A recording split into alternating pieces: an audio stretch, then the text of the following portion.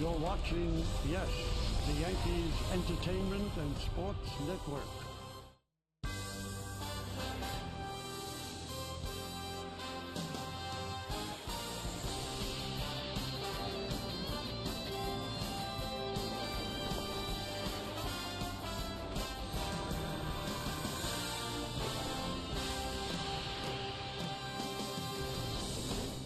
After dropping 3 of 4 games in Oakland, the Yankees have headed up to the Pacific Northwest. The next 3 games, Seattle is where they will conduct their business as they try and turn around their West Coast fortunes against the Mariners before heading back to the Bronx. We're all set for baseball as the Yes Network presents New York Yankees baseball. It's the Yankees against the Seattle Mariners in the first of 3 games from Safeco Field in Seattle, Washington. Hope you're having a great night. We welcome you. Bob Lorenz along with John Flaherty, expecting a terrific pitching matchup tonight. Michael Pineda going up against Felix Hernandez. And for Pineda, coming off a win against KC, in which the only blemish was a solo home run. Well, only one home run in that ball game. Pineda has pitched like a number 1 guy in the rotation, and he's going to have to pitch that way tonight against Felix Hernandez. You mentioned his last outing, picked up the win against a very good offensive ball club with the Kansas City Royals. Had a good changeup in that game, could elevate the fastball when he wants to, but his bread and butter pitch this year from leaving spring training to this point now has been the slider. 6 2/3 quality innings and another win for Pineda's last time out. And we know that this is where Pineda's career began with Seattle, and in 2011, tremendous performance as he was in the American League Rookie of the Year conversation. He was an All-Star. He went 5-4 that year here at home at Safeco with a 2.92 ERA.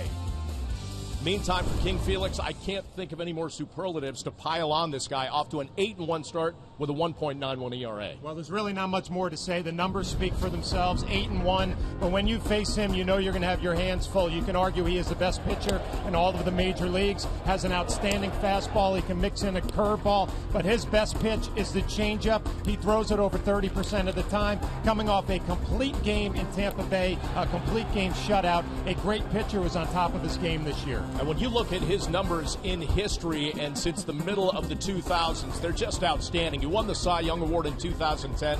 Since 2005, 2,022 strikeouts. Since 06, the most innings pitched in the majors. And, of course, a perfect game on his resume as well. So we're looking forward to a great pitching matchup. King Felix against Pineda. And when we come back, Meredith Marakovitz will take us on the roller coaster ride that the Yankees have been on. They're past 10. We're back after this.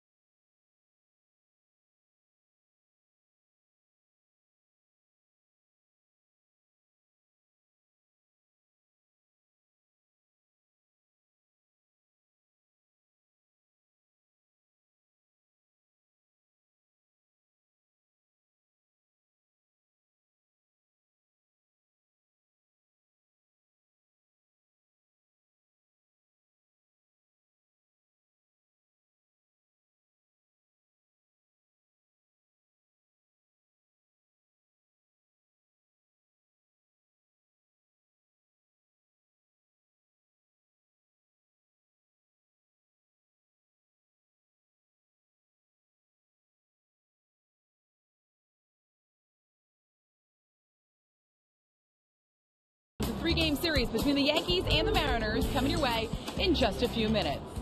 I'm Meredith Morakovitz.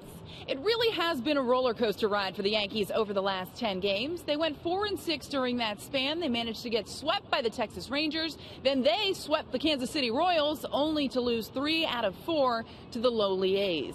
Now, the Yankees have had some really good stretches this season. However, overall, they've been inconsistent. And Brett Gardner, who's been a leader both on and off the field, spoke about that in the clubhouse. We played like crap against the Rangers.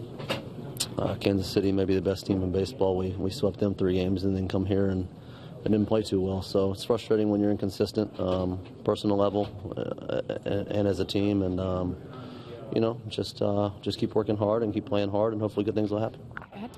Just a quick note about the lineup. Stephen Drew is back in. Also, Brian McCann back behind the plate. Plenty more to come here on the Yes Network. Bob Lorenz and John Flaherty coming your way next with lineups First Pitch Baseball right here on Yes.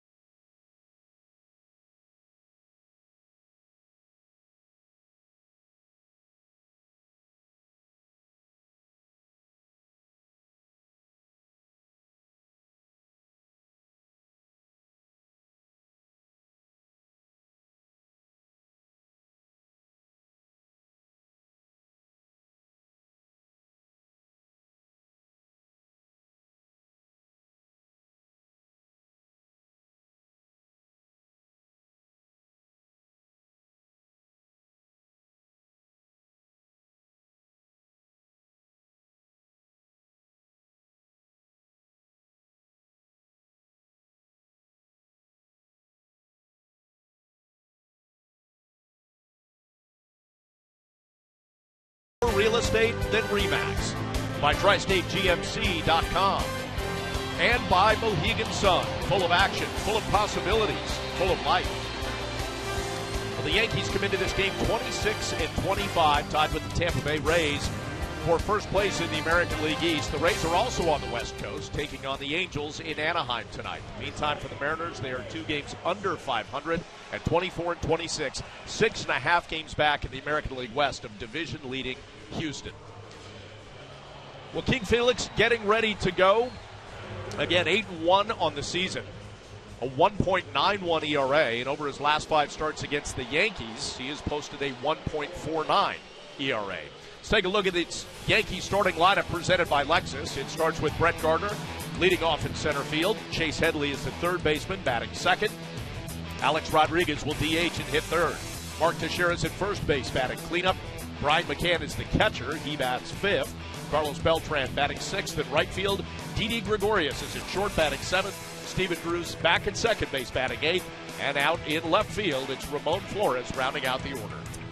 Well, that lineup for the New York Yankees has the tough assignment of facing Felix Hernandez tonight, the Kings Court representing out in left field.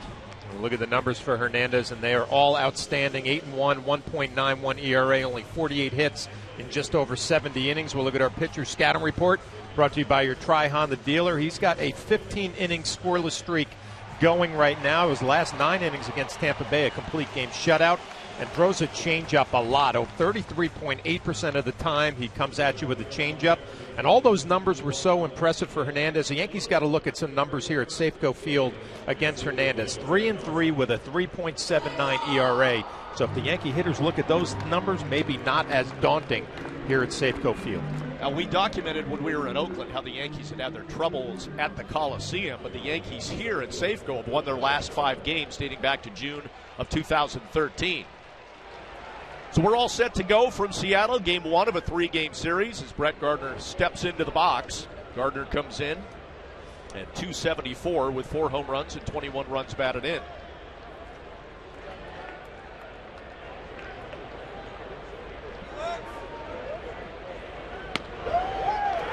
And in with a strike, 0-1.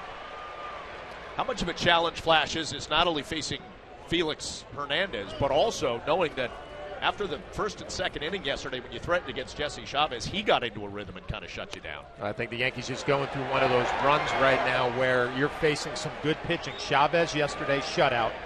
Sonny Gray in Oakland, obviously one of the best. And now you come here and you get Felix Hernandez the first night. Not an easy assignment. Well, he is ahead of Brett Gardner 0-2 and goes fastball and got him. 1 away. Let's take a look at the defense for Seattle, presented by Geico. And around the outfield, it's Dustin Ackley, Austin Jackson, and Nelson Cruz. In the infield, Kyle Seager at third, Miller at short, Cano at second, Logan Morrison at first, and Mike Zunino does the catching of King Felix. So a 3-pitch strikeout for Felix, and that brings up Chase Headley. Headley first pitch swinging. They had the shift on. That's the shortstop Miller, 2 away. Why don't we take a look at the game time weather presented by Bigelow Tea. And gray skies here in Seattle, but about 15 to 20 minutes ago they opened the roof, so that's good news. 61 degrees, wind blowing south at 9 miles per hour, and the humidity at 69%. And in the background you hear the reception for Alex Rodriguez.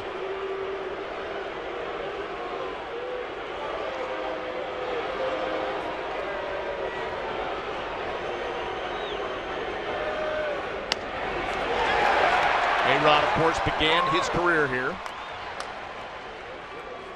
before moving on to Texas and then New York.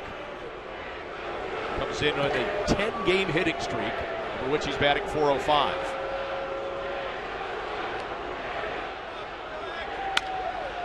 Ground ball, third base. Seager backs up on the first, and that'll do it. So a quick top of the first inning for Felix Hernandez against the Yankees. Mariners with their first at-bats coming up next.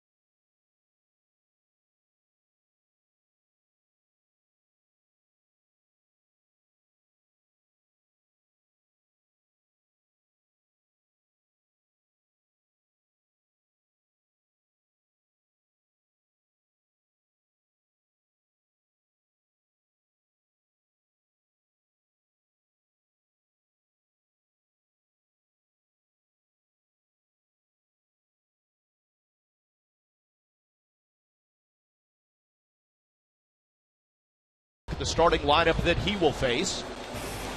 And it begins with the first baseman, Logan Morrison, leading things off. He's followed by Robinson Cano at second base. Nelson Cruz is out in right field hitting third.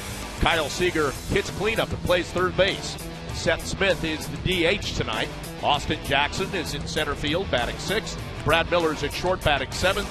Mike Zunino does the catching. And in left field, rounding out the Mariners order, Dustin Ackley. Well, Michael Pineda finishing up his warm-up tosses, getting ready to face his former team for the first time. We'll look at his numbers on the year. 6-2, 3.36 ERA. Outstanding year for Michael Pineda. Look at our pitcher scouting report brought to you by your Tri-Honda dealers.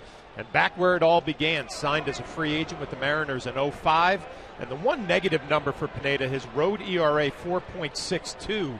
But if you think back to when he pitched here as a Mariner, his ERA in Safeco was 2.92. And coming off a dominant start against the Kansas City Royals his last time out. Starts Logan Morrison off outside and misses 1-0. Morrison comes in on an 8-game hitting streak over which he's hitting .345. That has got his season average up to .240. Hot shot to first base, diving stop by Teixeira. He'll take it himself, one away. We saw a couple defensive gems yesterday from Teixeira, and he keeps it up tonight. Let's take a look at the rest of the Yankees defense presented by Geico. Teixeira's at first. Elsewhere in the infield, it's Headley, Gregorius, and Drew. In the outfield, Flores, Gardner, and Beltran.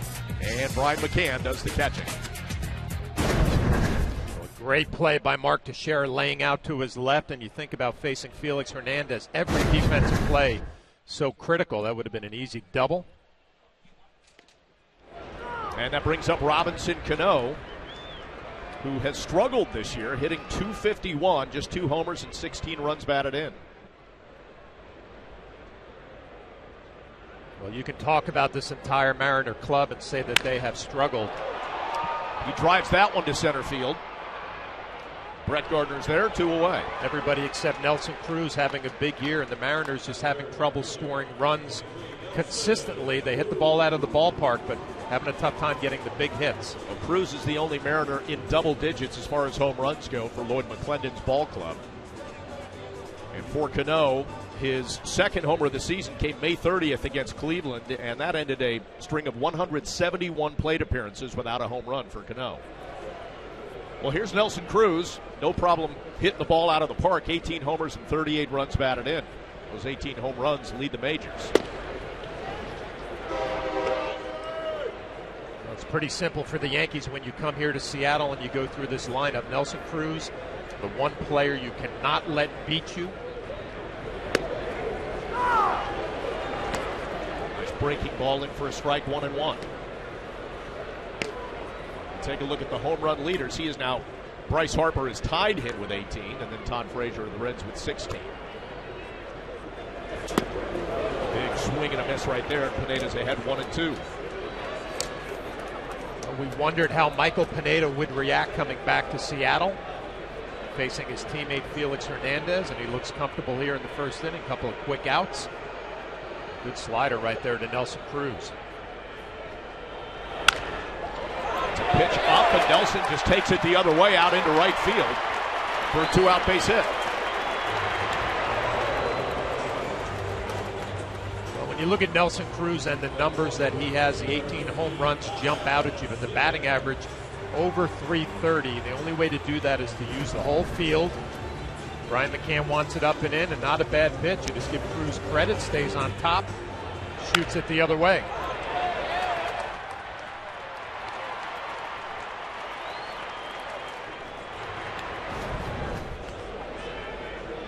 So with Cruz on first and 2 outs here in the bottom of the first, Kyle Seager is the batter.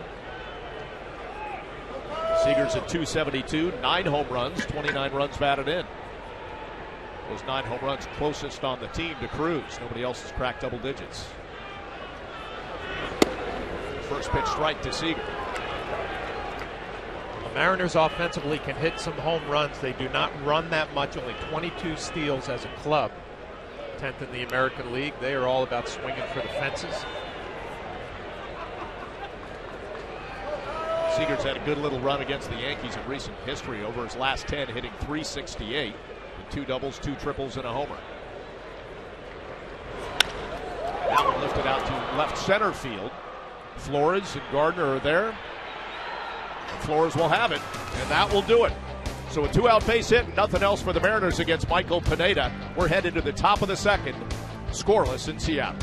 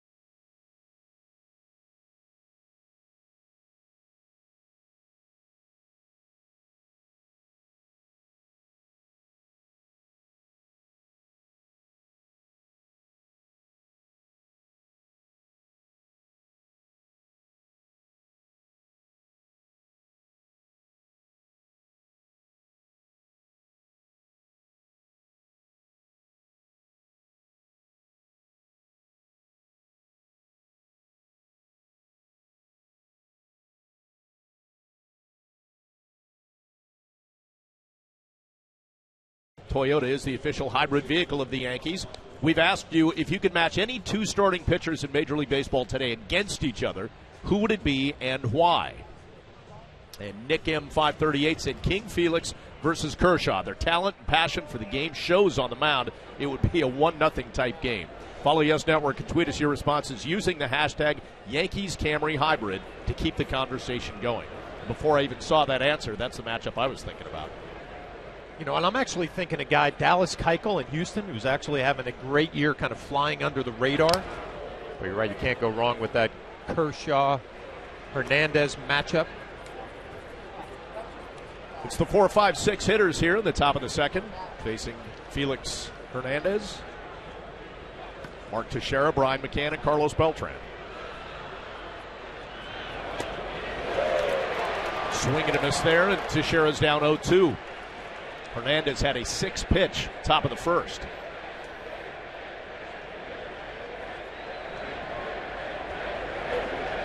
A lot of activity already in King's Court as they want to ring up McKay, and they got him right there. Teixeira doesn't agree with it, but a second strikeout of the game for Felix.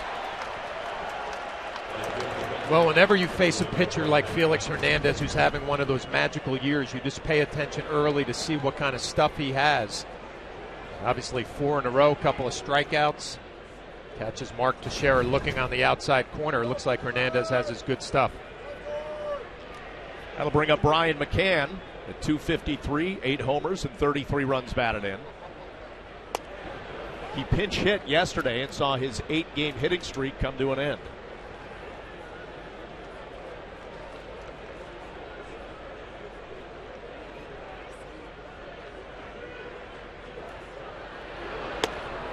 In with a breaking ball, 1-1. That one ball you see is the first ball that he's thrown in this game.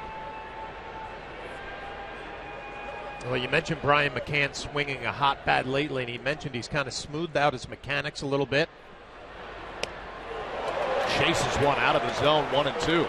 And we noticed that in Oakland, how he was seeing pitches well and taking pitches well. And now you watch him against Hernandez take a weak swing.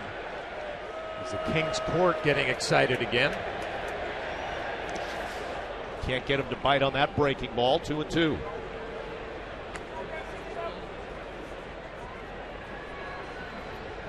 It can't be in a comfortable at bat knowing that his pitches have that much movement.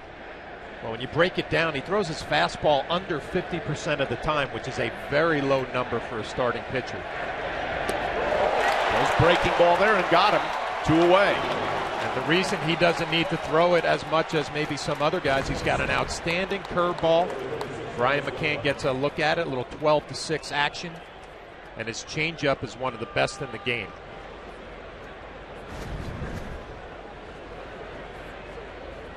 Two outs here in the top of the second, and Carlos Beltran will be the batter.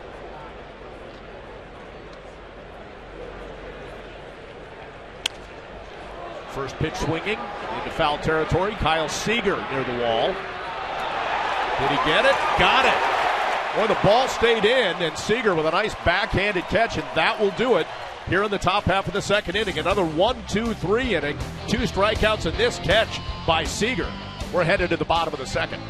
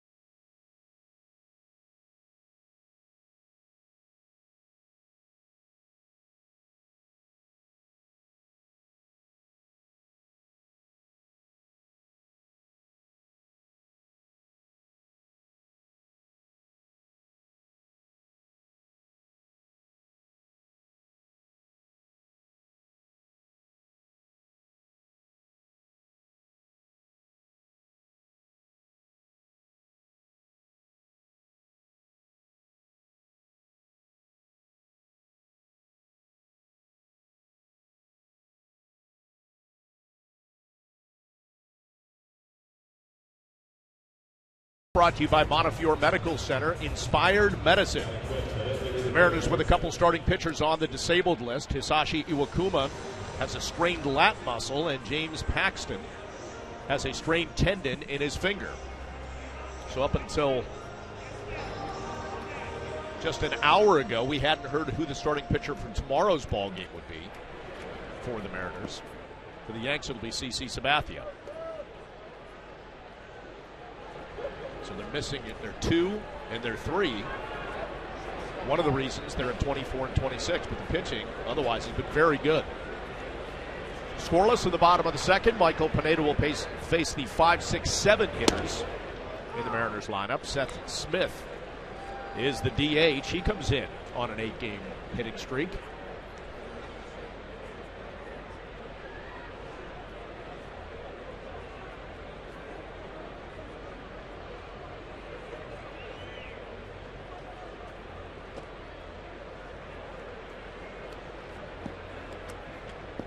To tell you how good the Mariners starting pitchers have been since April 21st, they've combined for the lowest ERA in the majors, in even 3.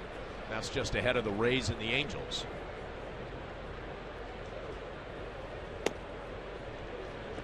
Pineda misses away, 2-1. Well, we mentioned how the Yankees looking at Hernandez and getting a gauge early on that he is locked in. You got to believe Michael Pineda sitting in that Yankee dugout in between innings, noticing the same thing. His ex-teammate looks awfully sharp early on. He's going to have to match him. Pineda misses with a fastball, 3-1.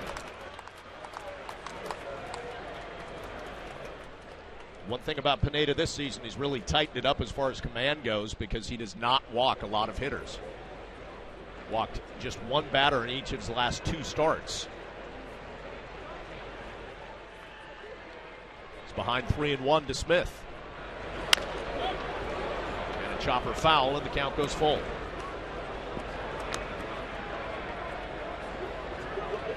Well, everything that Michael Pineda has done this year, the Yankees have to love. He's kind of graduating to that next level.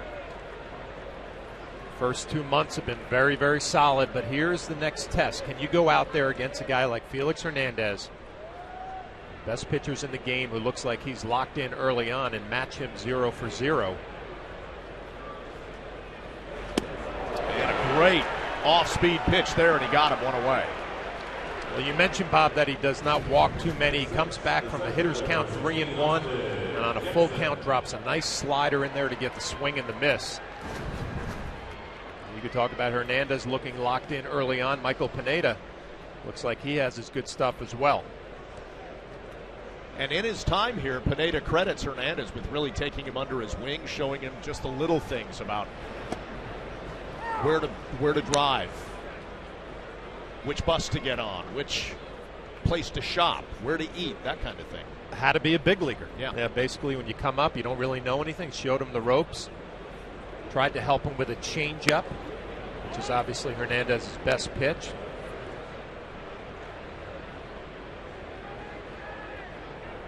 Well, this is Austin Jackson.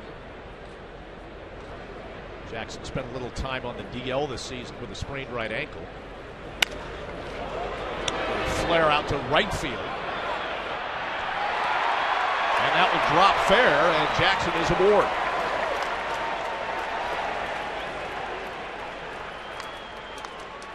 Well, surprised that Jackson didn't try to go for 2 right there. Remember him from the Tiger days, runs well.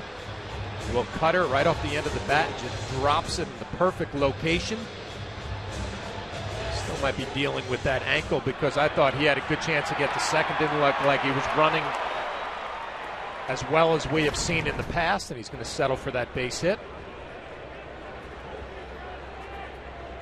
So Jackson's aboard with 1 away. That'll bring up the shortstop, Brad Miller. Getting near the bottom third of that Mariners order, and there's some guys who have struggled. We'll talk about that. Miller comes in at 228. Jackson, a big secondary lead.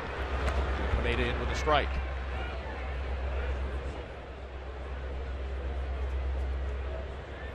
You start thinking in a game like this, like the managers, Lloyd McClendon, manager of the Seattle Mariners, do you start playing a little small ball early in ball games when you have your ace out on the mound trying to get a lead? Jackson's 6 stolen bases has been thrown out 4 times this year.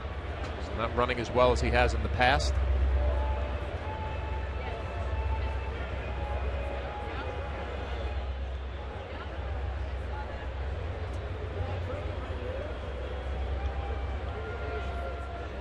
Jackson goes.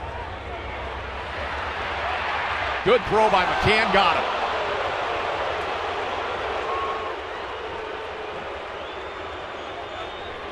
Good play all the way around. Michael Pineda doing a great job keeping Jackson close, quick to home plate, and a perfect strike by Brian McCann.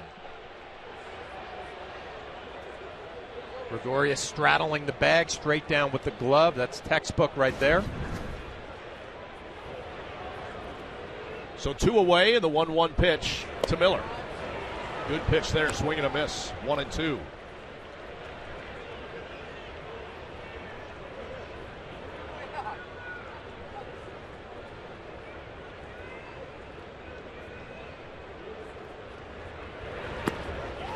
Pineda tries to get him to commit. Did he go? No. So the count moves to 2-2.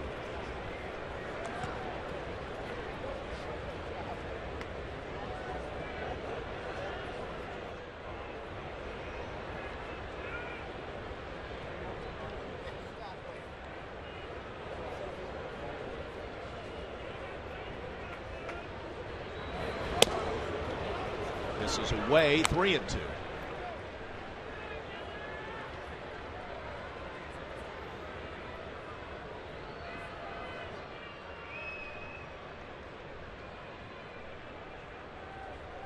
See on deck the catcher Mike Zunino. 3-2 pitch. And Pineda misses, and a 2-out walk.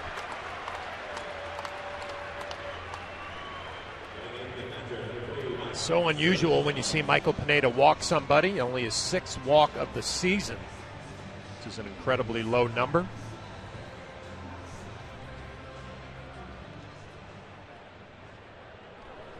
That brings up the number 8 hitter, the catcher Mike Zunino. You see his numbers at 188, 7 homers, 15 runs batted in.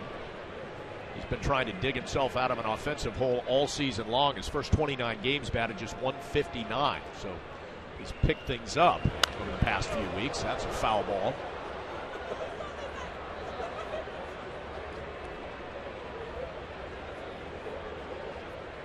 Zunino has plenty of pop behind home plate. 22 home runs last year. Drove in 60, but the batting average under 200 at 199. Kind of having the same type of year this year. Plenty of power. Batting average nowhere to be found.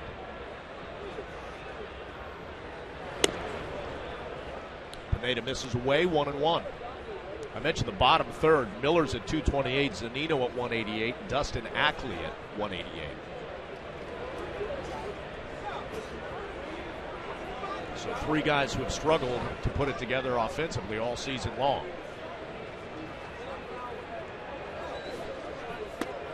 1-1 pitch in for a strike, 1-2.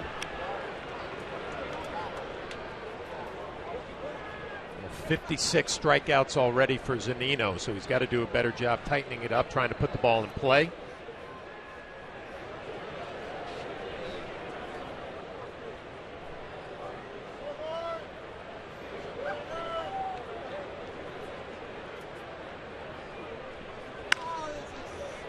Fouls that one away.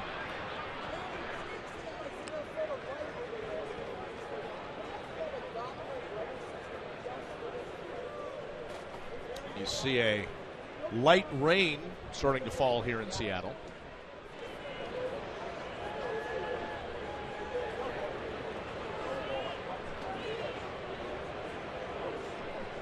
One-two pitch. Fouled straight back.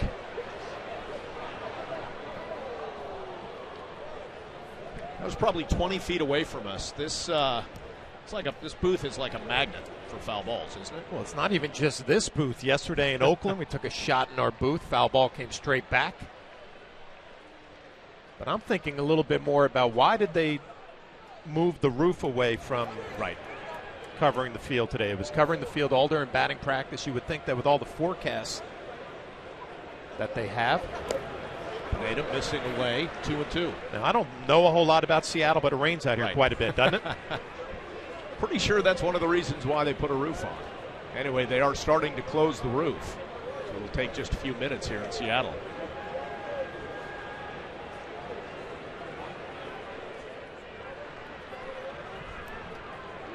Takes about 15 minutes for it to fully close. Right now it's just starting over the outfield and right. Moving right field to left field. 2-2 pitch. Zunino staying alive.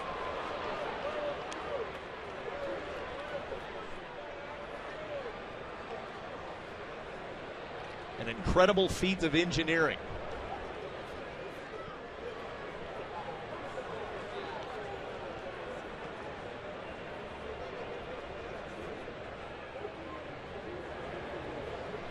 Those are 10 horsepower electric motors powering that Flash, just FYI. And that's a big swing and a miss. So second strikeout of the inning for Pineda. And we'll take it to the top of the third with the roof closing, scoreless.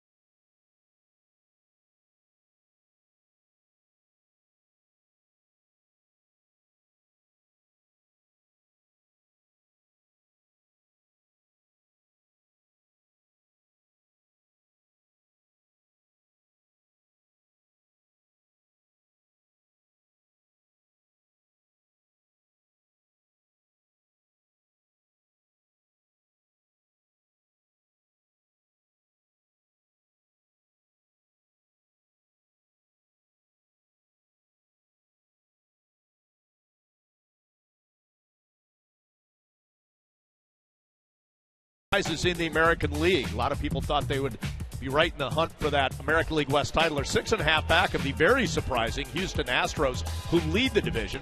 Then the Twins lead the American League Central over teams like Detroit and Cleveland. And Cleveland's kind of fallen off the map a little bit at 24-26. Seattle plays a lot of close ball games as well. 35 of their games so far have been decided by 2 or fewer runs.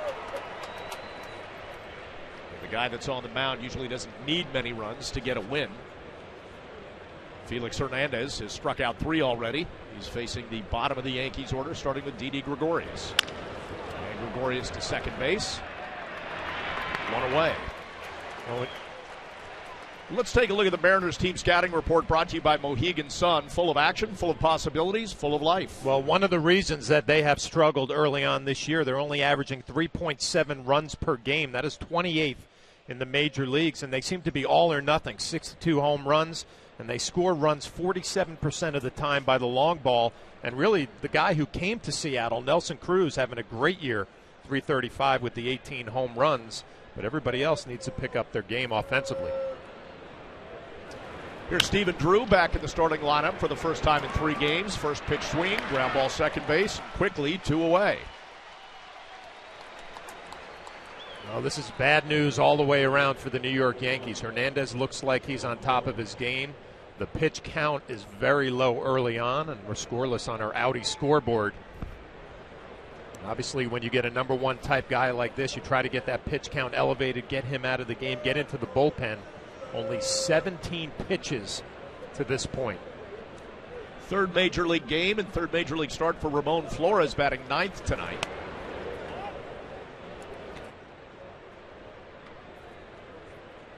This would be a good test for Flores. Got his first big league hit out of the way yesterday.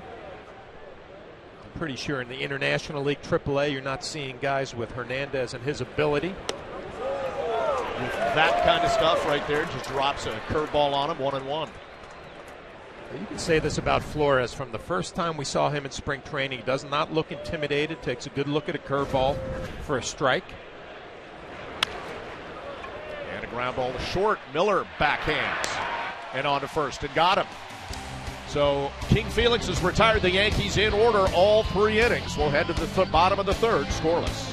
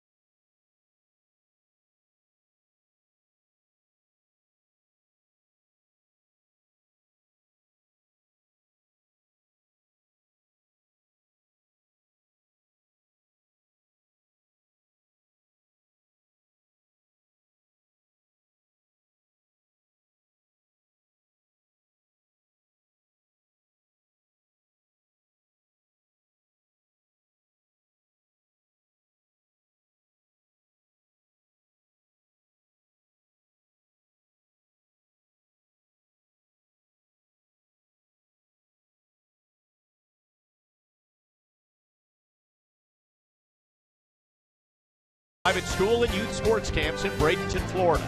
By People's United Bank, NA. Checking that wins, expertise that wows.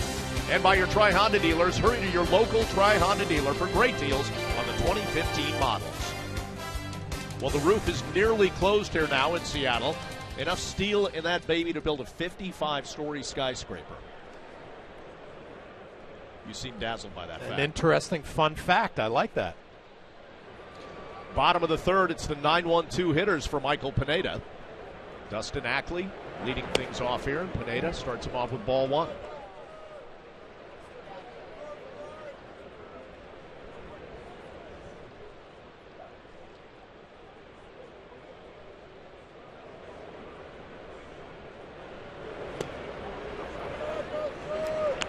On the Audi A3 scoreboard, we're scoreless. 2 hits for Seattle, none yet for the Yankees.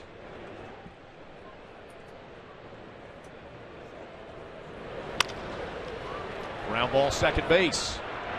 Drew has it, 1 away.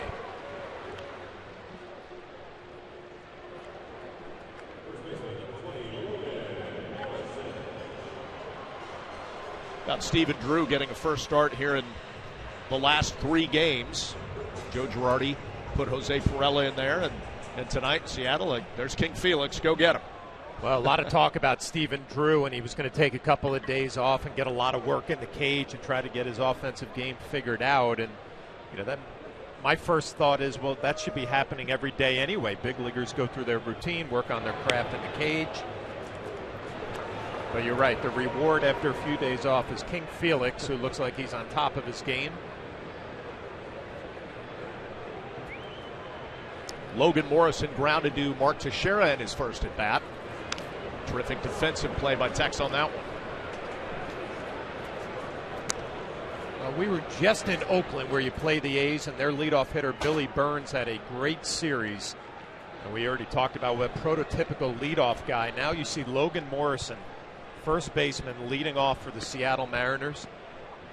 He has 2 stolen bases, not a guy who runs. They're searching for a leadoff guy here in Seattle. And they've got a base hit here with 1 out. Morrison's aboard. That extends his hitting streak to 9 games. Not saying that Logan Morrison is not a good player, because he is, but he's not your prototypical leadoff guy at the top of the order. That'll bring up Robinson Cano. And as for the other second baseman on the field tonight, Stephen Drew, Meredith has more on that.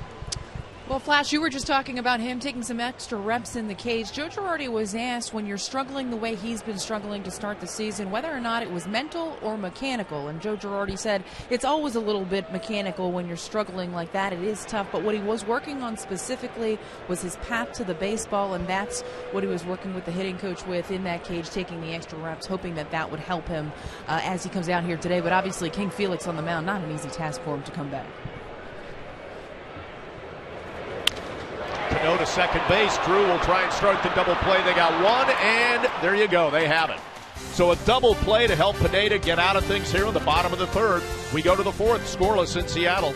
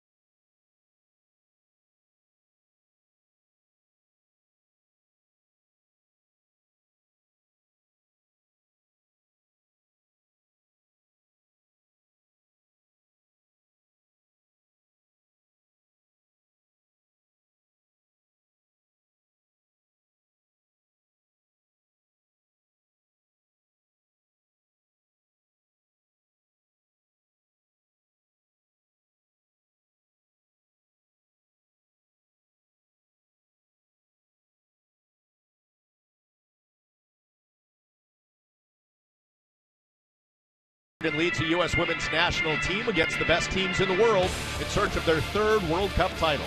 The only place you can see the 2015 FIFA Women's World Cup is on Fox and Fox Sports 1 beginning this Saturday. Well, there's a dapper gentleman in the crowd on hand for tonight's Pineda versus King Felix showdown. Would you wear that to the ballpark? I don't think I can pull that off. How about yourself? No, not a chance. On the Lincoln scoreboard, zeros except for the 3 hits for Seattle. Brett Gardner will try to get the Yankees their first hit of the ball game, leading things off in the 4th. Felix in with a breaking ball that Gardner does not agree with, by the way. 0-1. Tony Randazzo, the home plate umpire, looking like a high strike there.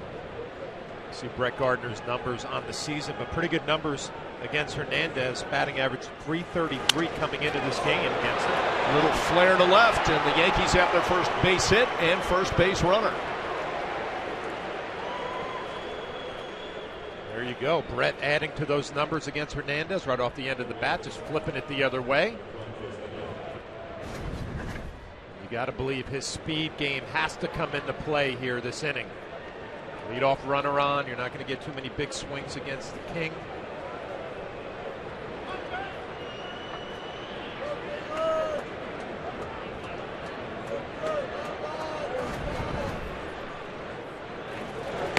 Here's Chase Headley. Headley grounded to short in his first at bat.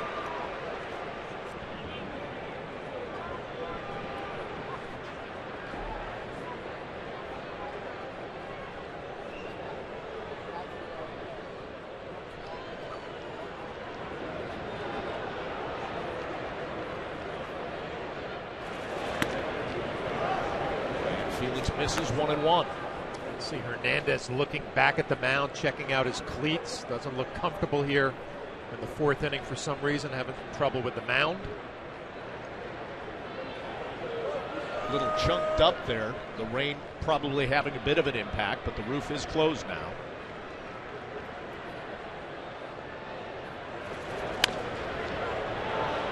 Headley sending one over into the King's court.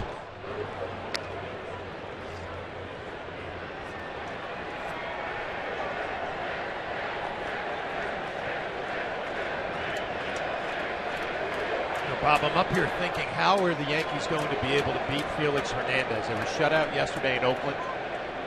Now the trainer comes out for the Seattle Mariners. All he needed was a problem with his spike and getting some of the mud out from underneath his shoe. But you're thinking, how are you going to beat this guy? You're not going to string together too many hits. You're probably not going to take him deep and hit home runs. And if you're Brett Gardner and speed is a big part of your game, 12 stolen bases, you got to take some chances trying to get into scoring position.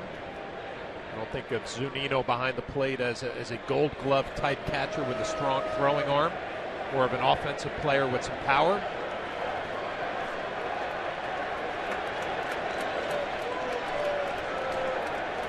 One-two pitch to Headley.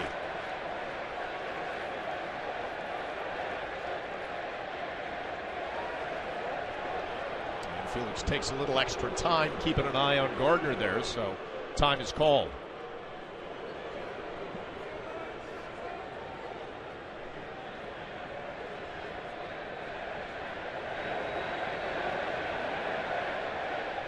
Gardner does not run, and it's ball two.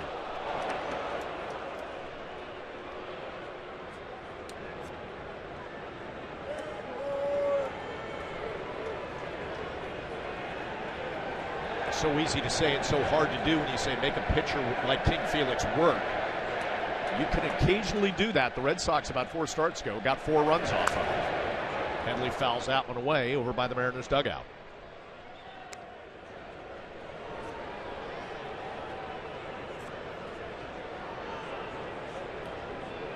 He's got so many weapons, the 3 pitches that are all above average, the curveball, the changeup, and the fastball velocity-wise isn't maybe as impressive as some other guys, but location is always excellent.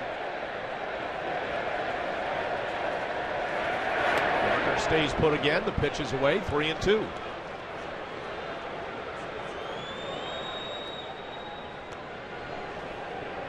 Well, the first 3 innings, everything looked real easy for Hernandez. Now having trouble again with the spikes and the dirt.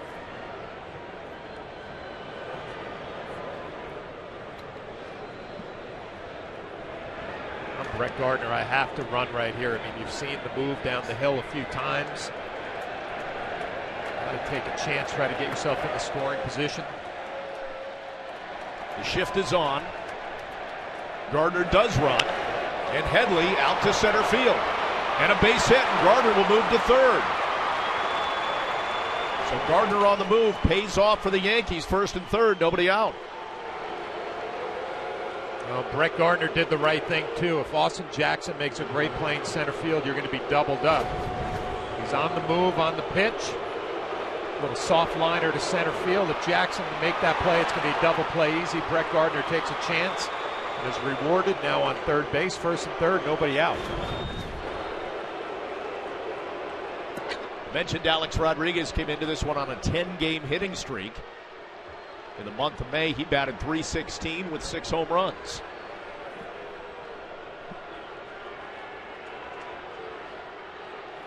He grounded out to third in his first at bat. Regular infield defensive set with the runners at first and third. And first pitch, ball 1. Well, it's never an easy at bat against Felix Hernandez. You look at the most RBIs all time. Alex Rodriguez tied with Barry Bonds. But Alex's at bat just got a whole lot easier with Brett Gardner standing at third base and nobody out. Put this ball in play to the big part of the ballpark. Sacrifice fly. That ball getting by Zunino, and Gardner will race to the plate. King Felix doesn't even bother coming in. It was too far back. Yanks are on the board, 1-0.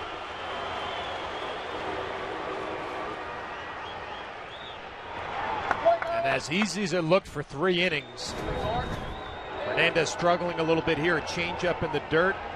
Zunino just a little bit too late. Pulls the glove up and pays the price. Wild pitch. Gardner scores easily. Headley in the scoring position. Alex had to do a double take and get out of the way there. 1-0 Yanks. Headley moves to second. Still an RBI opportunity for Alex. Ball 3.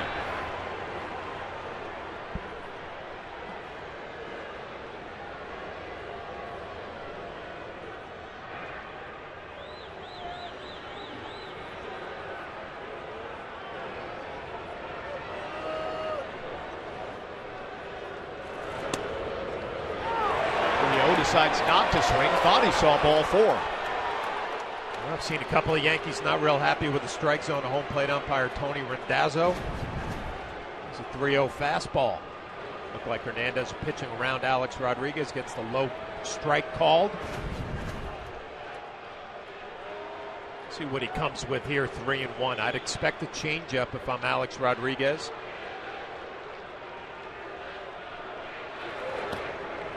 He goes fastball down in the dirt and he walks it. First and second, nobody out for the Yankees. Well, if you had one hitter that you would say had pretty good numbers against Hernandez, I mentioned Brett Gardner in the elevated batting average. But Mark Teixeira has taken him deep 5 times. Batting average just under 300 coming into this game. Headley's at second. Alex is at first. And here's Teixeira, who struck out looking in his first at bat. You know, it's interesting you mentioned this. For as comfortable as Felix was for the first 3 innings, even his body language out there right now just looks uncomfortable with the dirt and the cleats and constantly going to the back of the mound. For the first 3 innings, Felix threw a total of just 3 balls. This inning, there's already been 8 of them. So he's certainly struggling.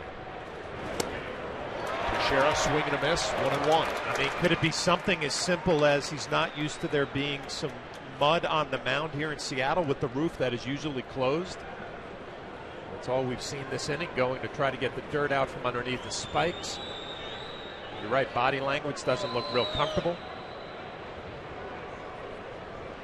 Whatever it is, the Yankees have to take advantage here. They've already put 1 up on the board. First and second, nobody out. One of your big RBI guys up at the plate, you have to take advantage. Shortstop almost behind second base. 1-1 pitch. And Felix misses away, 2-1.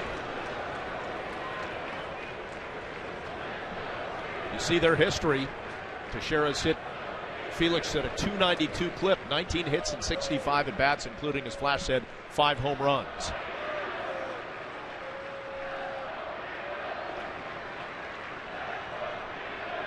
Two-one pitch. Goes off speed, 2-2. Well, he goes off speed with that big curveball, and it looked like he took a little extra off of it. Mark Teixeira reading it out of his hand. Just never gets there. 79 miles an hour.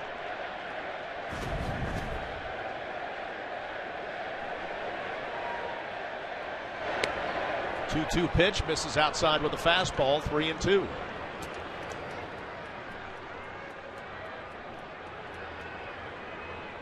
We'll see what Joe Girardi's thinking right here. Headley at second, Alex Rodriguez at first. Full count. A strikeout pitcher out on the mound. You look at the pitch count, was so good through the first 3, but he's about to deliver his 20th pitch of the inning here in the top of the 4th. Yankees lead it 1-0, threatening for more. Teixeira holds up as the ball's in the dirt. And that's a walk, and it's the bases loaded now for the Yankees with nobody out. Second straight walk for Felix. That'll bring out the pitching coach, Rick Waits.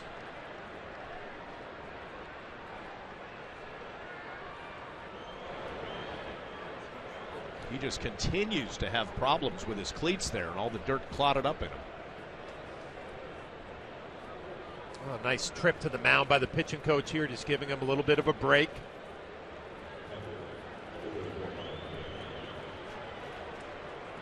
he continues to fix his landing area.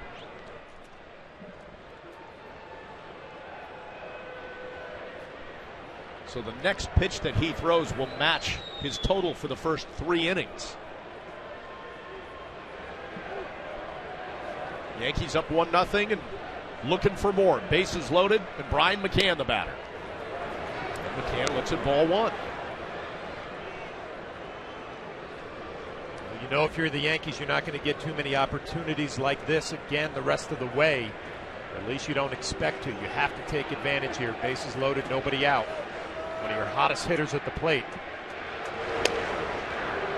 McCann takes ball 2. And unlike his first at bat, that was a real good take right there for Brian McCann. Good numbers with the bases loaded. 10 grand slams. That was a changeup just off the plate. It looked like he recognized it early.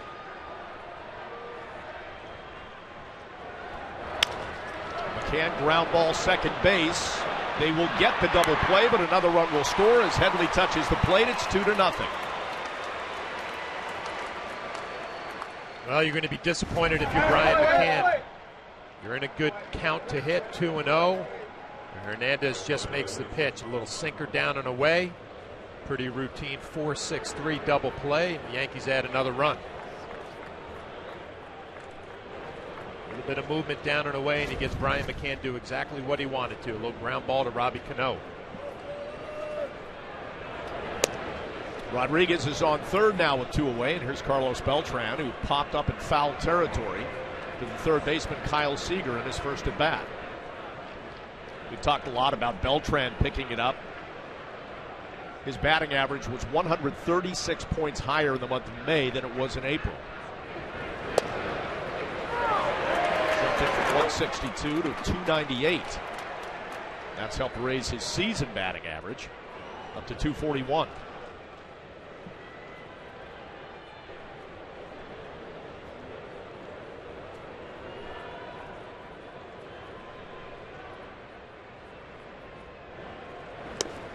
Swing and a miss, 1-2.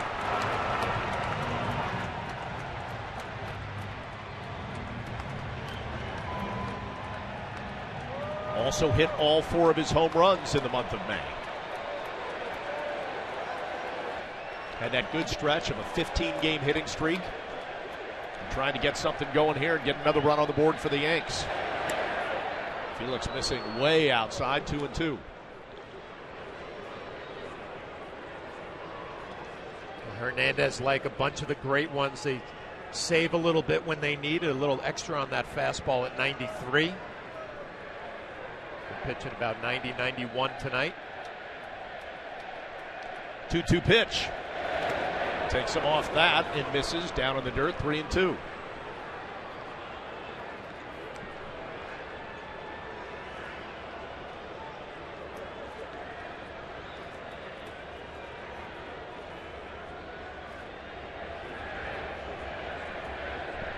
Another full count for King Felix, as the King's Court is looking for he's looking for a friend out there in the King's Court. Beltran, little chopper. Does it stay fair? It does not. It cues foul.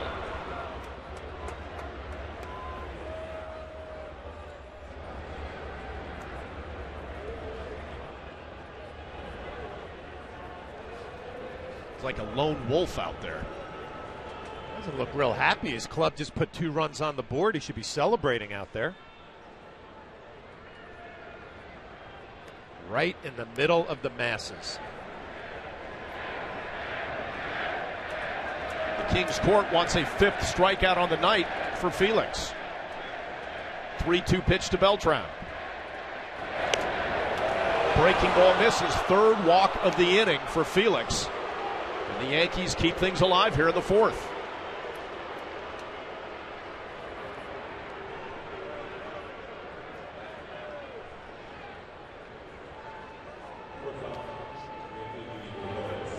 Now 31 pitches thrown in the inning. Didi Gregorius grounded to second in his first at bat. Alex Rodriguez is on third. Beltran on first. Ground ball right side. Morrison has it, and that will do it. But the Yankees strike first. A couple hits, 3 walks. They lead it 2-0.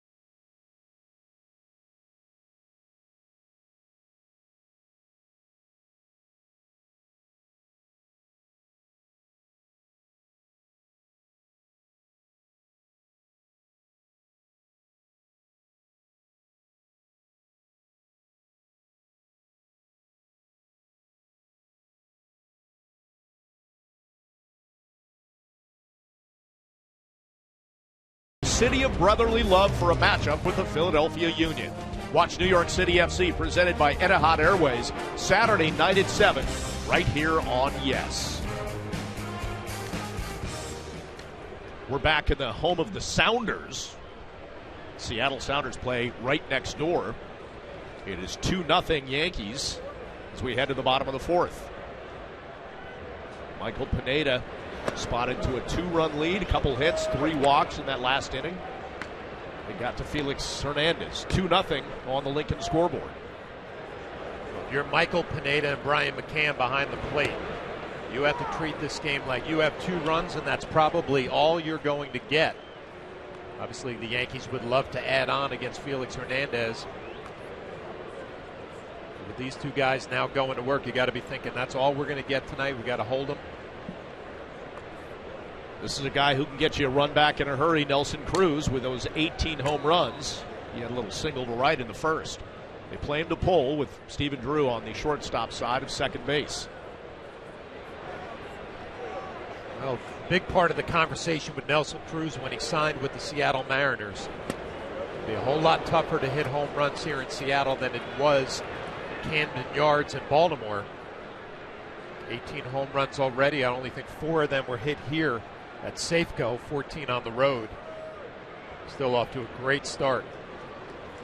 Had 40 last year for the O's. Feeble swing inside right there. Pineda got him. 1 away. Brian McCann setting up inside. It looked like a changeup at about 88, 89 miles an hour. Cruz completely fooled at that little half swing.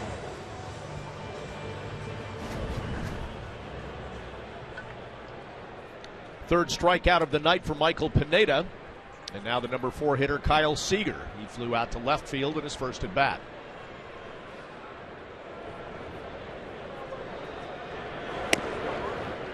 Pineda misses away 1-0.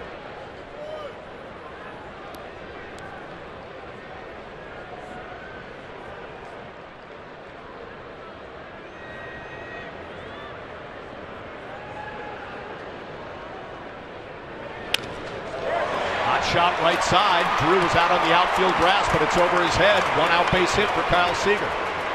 Kyle Seager has been a very consistent run producer for the Seattle Mariners. Rewarded with a big contract. Think back to his college days, played at University of North Carolina with Dustin Ackley and Adam Warren, both on that club. Ackley got all the attention, a first-round pick. Seager drafted a little bit later, but has been a much more consistent player. Signed a deal that takes it through the 2021 season with an option for 2022. Which sounds crazy when we're talking those years, adding the 20s. Here's Seth Smith. Pineda struck him out in his first at bat.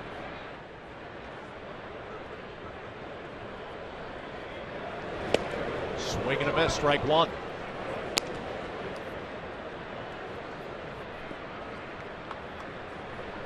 Seager family, a pretty good baseball family. His younger brother Corey, a big prospect for the Dodgers.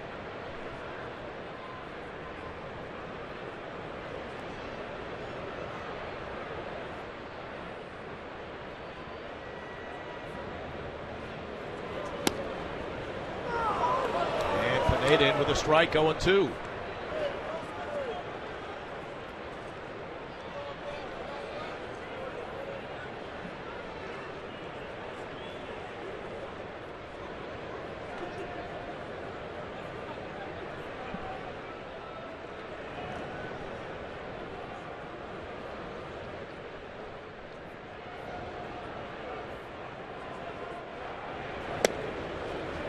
Moves his feet a little bit, 1-2.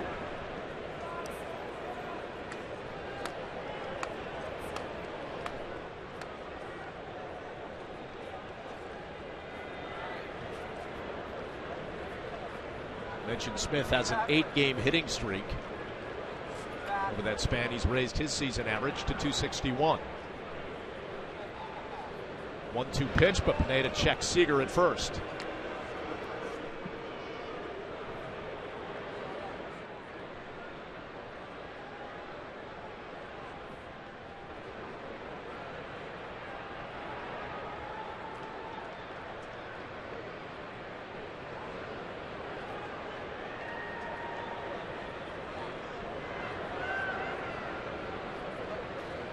Seager keeps inching off first base. Pineda got him. Second strikeout of the night of Smith and 4th overall.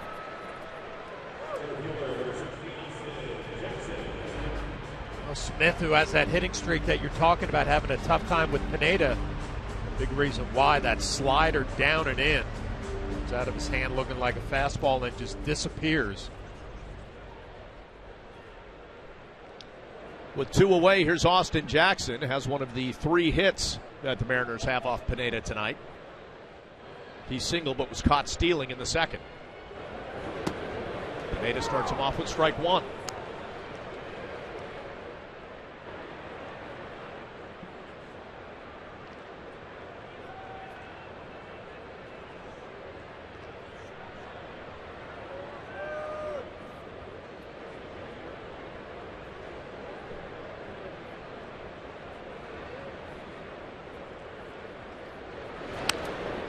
Fouls out away. Pineda ahead 0-2.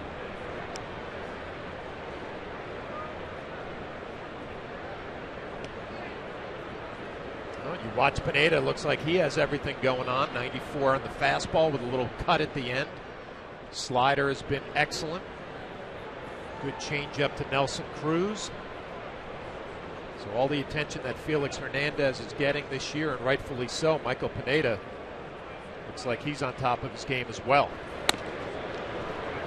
Misses with that one, 1-2, and doesn't seem to be having any of the mound issues that we saw Felix having last inning. Looks comfortable. We mentioned the 12 starts he had in his 2011 season. Very comfortable here at Safeco. It doesn't look like he's trying to do too much. You know, Joe Girardi talked about it might be a concern coming back to Seattle, pitching against his old organization. Ball up, 2-2. A couple of fastballs there that are elevated, but it doesn't look like he's trying to overdo it. Under control of his game.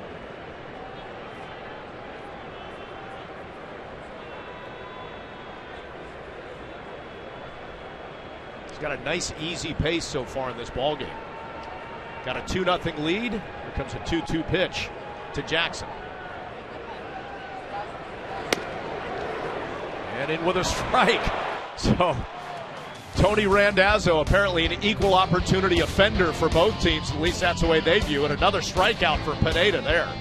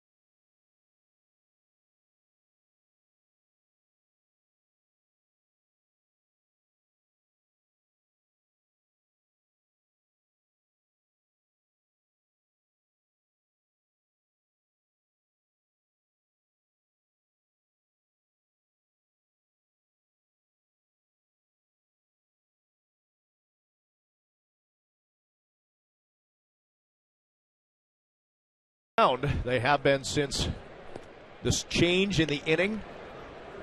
Put some drying agent down. Now they're raking and straightening it out. So King Felix trying to get that mound to a point where he's comfortable. He was not last inning when the Yankees got 2 runs off of him. One on a wild pitch. Another on a double play ball. 2-0 Yankees on the Bigelow T scoreboard. On just 2 hits, both of them singles last inning. It'll be the 8-9-1 hitters here in the top of the 5th. Stephen Drew has seen just 1 pitch from Felix Hernandez.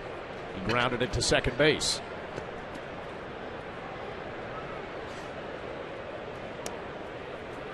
Sees one there, and it's a strike. Well, we heard from Meredith earlier about Drew is kind of working on his path to the baseball, trying to be a little bit more direct. But I got to believe at this point, there's really probably a lot of mental issues for Drew after his offensive struggles last year. Then you start off the way he started off this year. I'm sure not a lot of confidence.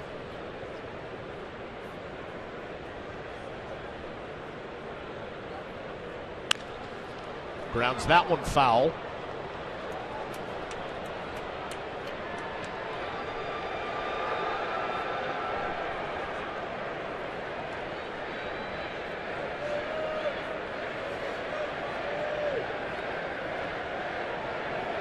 It's tough how you change that mental approach. You do your work in the cage. Joe Girardi's talked about him hitting balls hard but getting nothing to show for it. Some hitting at the major league level is a mental roller coaster. I mean, Stephen Drew can do all the work he wants to in the cage and he feels good about it. Then you come out on the field, you take batting practice before the game, that goes well. But you need to start seeing some results in ball games. Well, BP is such a different animal, too. You're getting straight pitches, probably coming in at 70, 75 miles per hour. You're not dealing with sliders and crazy changeups like King Felix throws. All your drill work before the game is to work on your mechanics. A leadoff walk here for Drew in the 5th. Let's go back to Ryan Ruocco in our studio with an update. Ryan?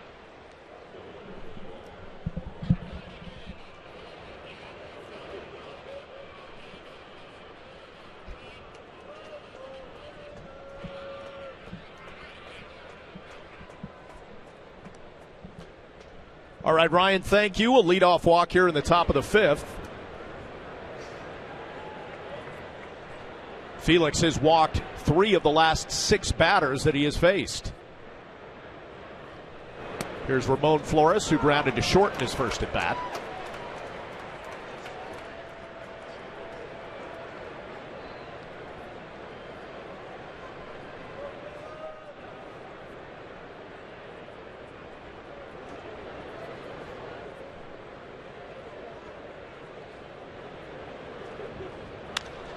Flores out to right with a base hit. His second major league hit. That's a big one off King Felix. 2 aboard, nobody out. When you look at Felix Hernandez and the numbers on his season, has only been beat once by the Boston Red Sox. In that game, he walked 4. He's already walked 4 Yankees in this one. Flores, the second big league hit. A brand name in Felix Hernandez. Nice line drive into right field. So like last inning, Yankees threatening. First and second, nobody out. And Brett Gardner, who singled and scored in that 4th inning, seeing Felix for the 3rd time.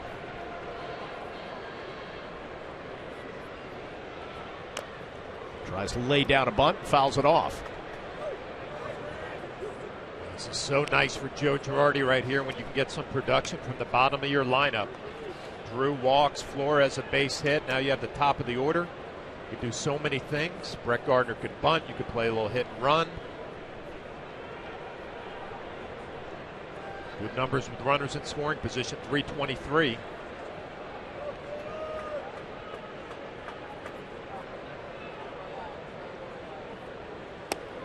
And squares to bunt, pulls back. They want to see if he pulled back in time, and he did. Phil Cuzzy, the third base umpire, will get a great look from the side as Brett Gardner pulls the bat barrel back.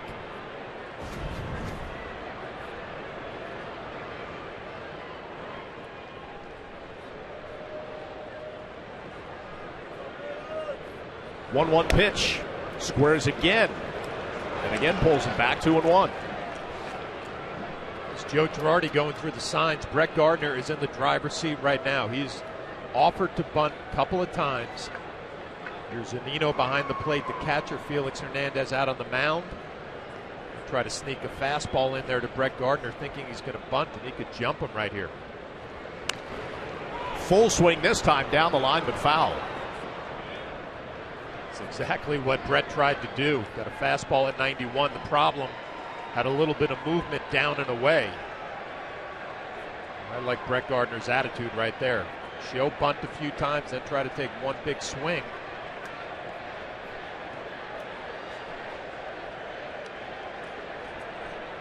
Well, that hit he had in the fourth inning was just kind of a flick to left field.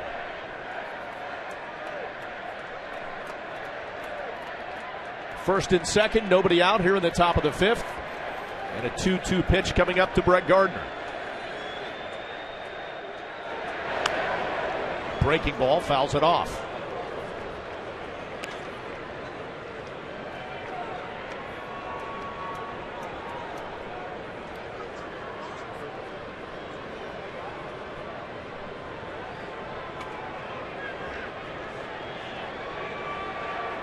Yankees trying to build on what they did in the fourth when they scored 2 runs off Hernandez. Gardner with a take on a pitch outside that just missed the outside corner. 3-2. Well, you'd have to say early on in this game, home plate umpire Tony Randazzo was a pitcher's umpire. That off the plate. Zunino trying to bring it back to the corner.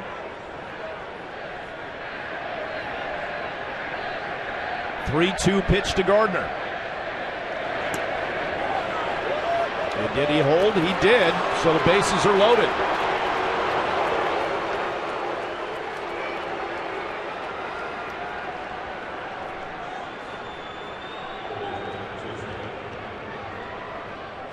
Five walks for Hernandez already in this game. This kind of came out of nowhere. The first 3 innings, he looked like he was locked in.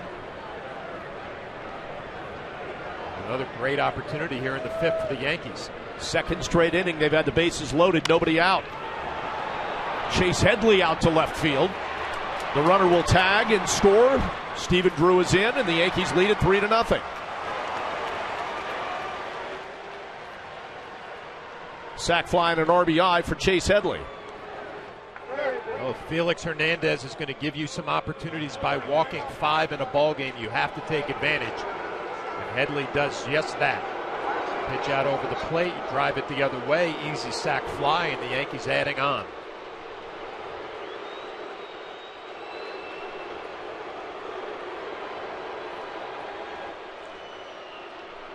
Alex Rodriguez has grounded to third base and walked.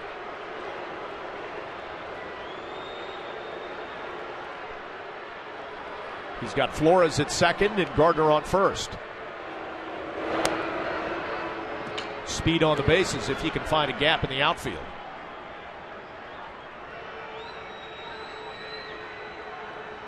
Hernandez cruised through the first 3 innings, throwing just 21 pitches, but he's about to deliver his 70th pitch of the night.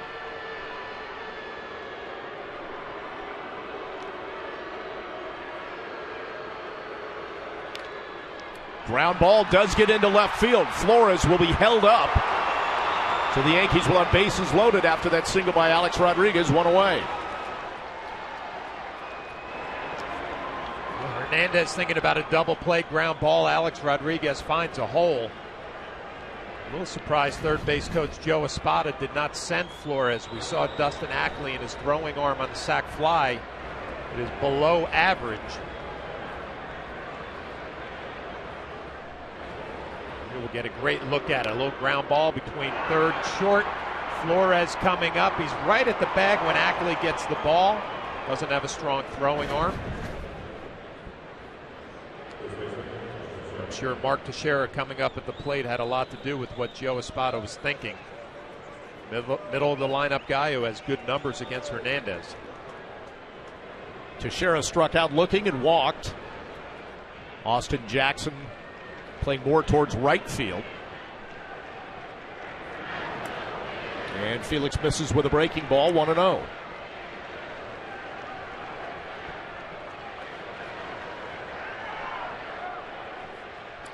Career with the bases loaded, good numbers, 8 grand slams.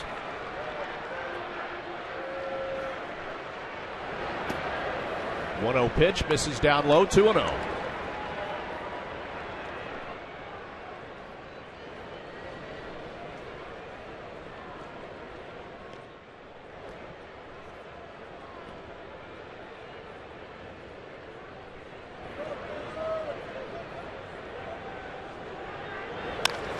Teixeira rocket out to right field. Nelson Cruz will watch it fly. Grand slam, Mark Teixeira, 6th career home run off Felix Hernandez. And the Yankees are starting to pull away in a big way with a 7-0 lead.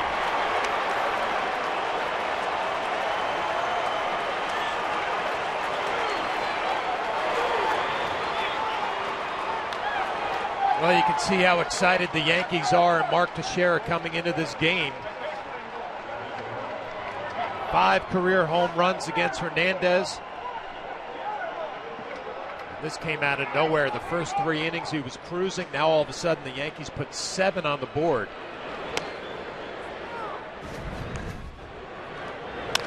Biggest thing was getting ahead in the count, 2-0. You can look for the fastball, and he got a good one to hit.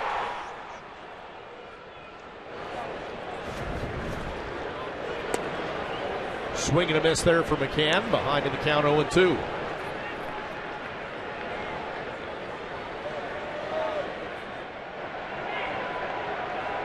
You mentioned taking advantage of King Felix. You don't get many opportunities, but they've had him tonight. Teixeira in that perfect hitter's count, and he drilled one out. 9th career grand slam, and he knew it right away.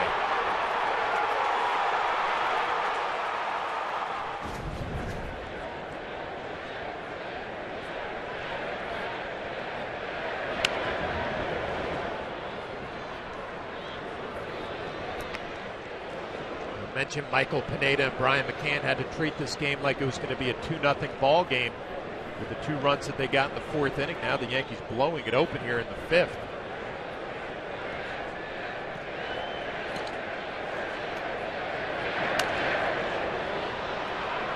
McCann lifts one down the left field line and into the seats.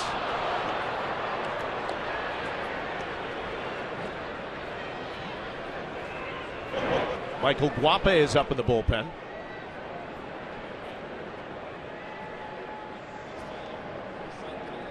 We've talked about the Seattle Mariners and how they have been a disappointing team in the AL West. And your number 1 guy goes out there who's had such a dominant season to this point and gets rocked for 7 here. Has to be awfully deflating. The way Felix pitched at this point of the season, sure Lloyd McClendon thinks he's a sure thing every time out. McCann a swing and a miss. Out number 2 here in the 5th.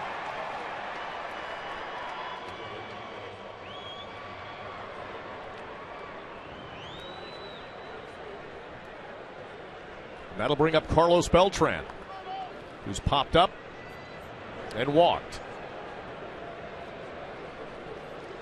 Amazing how the tide turned in this game as the Yankees started 0 for their first 9 at-bats. And then ever since, they have gone 5 of 8 with 5 walks in 14 plate appearances. Put up a 5 spot here in the 5th, and they lead at 7-0. Mark Teixeira absolutely crushing one out to right center field. It's been a huge difference maker.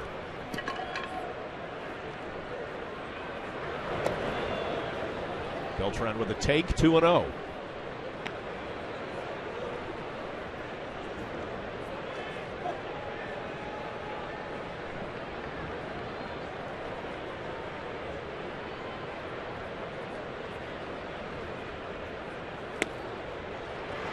Felix goes change up on 2-0, gets Beltran to swing, 2-1.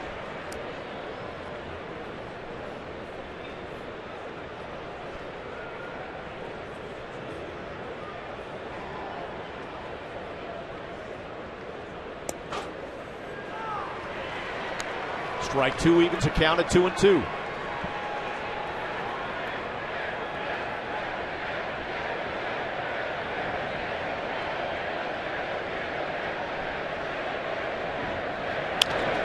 And 2-2 pitch. Beltran goes gap in left center field. Ackley tries to slide, but he won't get it. Beltran's into second with a 2-out double.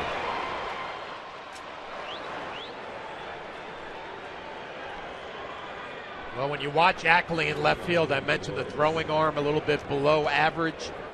He's clearly an infielder who's making that transition to left field. Beltran, a nice at-bat, just staying on it. Drive it the other way. Ackley slides right over his glove. Lloyd McClendon, manager of the Seattle Mariners. Tough decision to make, having to go out there and take out your number one guy. Well, when the game began, King Felix had an ERA of 1.91. The Yankees have jumped it up to 2.63. 5 runs here in the fifth as Lloyd McClendon makes the Verizon call to the bullpen. We'll see you back here after this.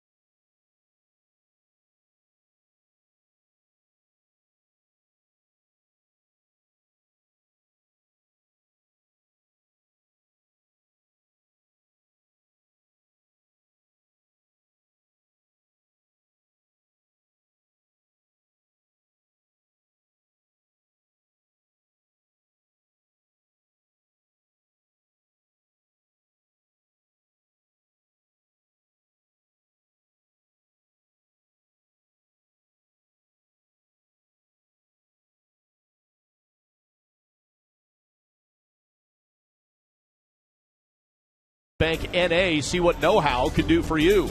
Yankees have knocked Felix Hernandez out here in the fifth inning.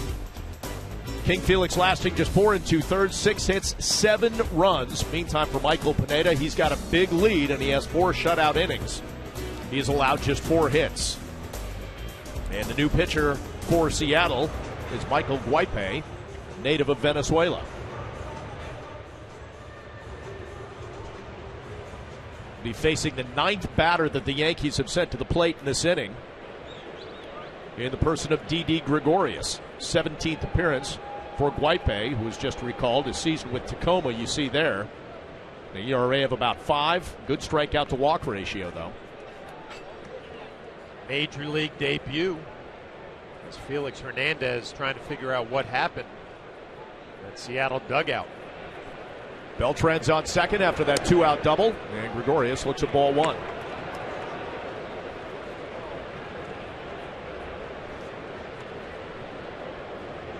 Big night for the Yankees against Felix Hernandez. They take advantage of a boatload of walks from Hernandez and get to him for 7 runs. Mark Teixeira with the grand slam. Gregorius fouls one away into foul territory. Seager will give that a look, but run out of room.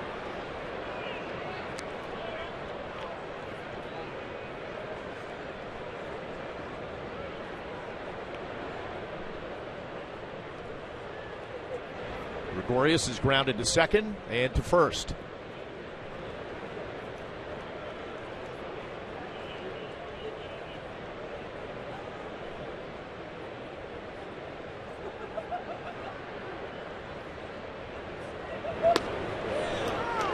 In with a strike, 1 and 2.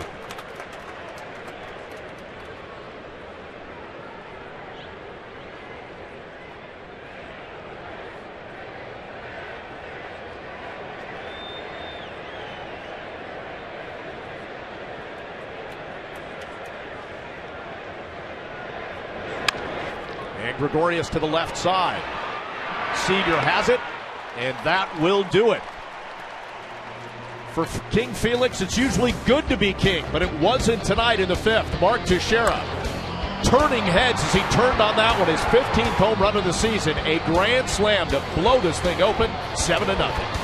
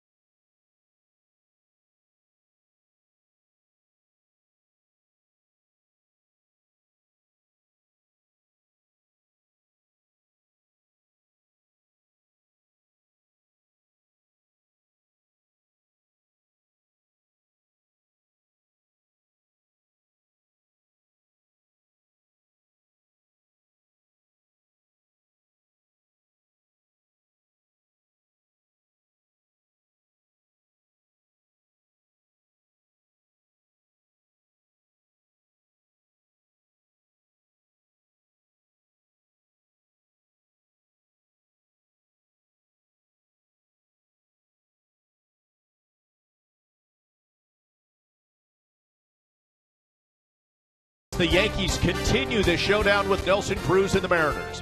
Pre-game coverage starts at 9 o'clock. Then Wednesday afternoon, the Bombers wrap up their West Coast trip with a midweek matinee. Coverage starting at 3, only on Yes. And the scheduled starter in that Wednesday matinee, the return of Masahiro Tanaka. Bottom of the 5th here in Seattle. On the Bigelow T scoreboard, the Yankees lead it 7-0. They've already knocked Felix Hernandez out of this game. Michael Pineda here in the 5th, facing the 7, 8, 9 hitters in the Mariners' order. He's even with Brad Miller, 1-1. Miller walked back in the 2nd.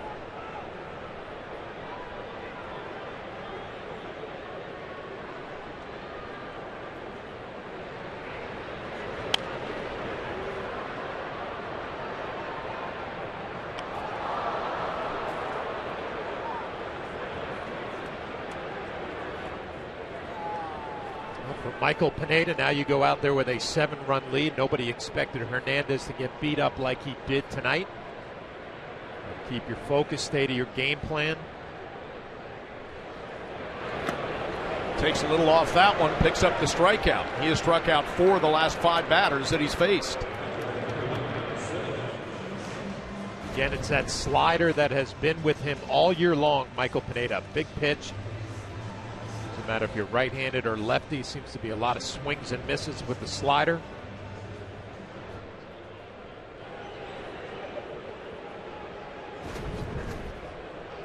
Good pitch to get Miller to chase. 6th strikeout of the evening for Pineda. That one popped way up and behind the plate into foul territory. McCann's taking a look at it. That's it. Actually hit the roof.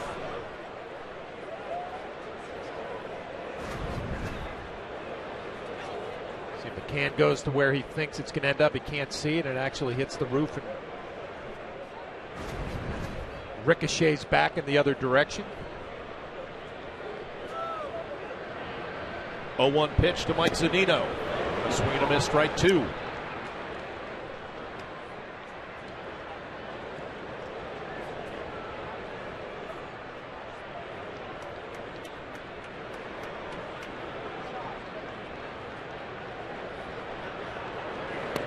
Quick work of Zunino. Second strikeout for Zunino tonight.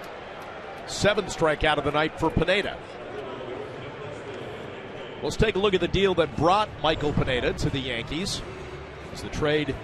He came along to the Yankees along with Jose Campos in exchange for Jesus Montero and Hector Noesi. Noesi has pitched to about a 5 ERA with the Mariners. Campos has had the Tommy John surgery. Montero, his troubles well documented last season. He's playing at a weight of about 275 pounds, but he turned some heads this spring when he showed up at about 230. And he's playing down at AAA right now, first base down there. 50 games, hitting .297, 6 homers, 33 runs batted in. Change of attitude for Jesus Montero. Well, it took a while for that trade to kind of develop and work out. It looks like the Yankees obviously getting the better end of it right now as Pineda is healthy. Fought his way back from some shoulder issues, the pine tar incident. Now looks like a top of the rotation type guy. Dustin Ackley to second. Drew has it, and that will do it. So Michael Pineda gets through the 5th inning here, and we'll take it to the top of the 6th with the Yanks up 7-0.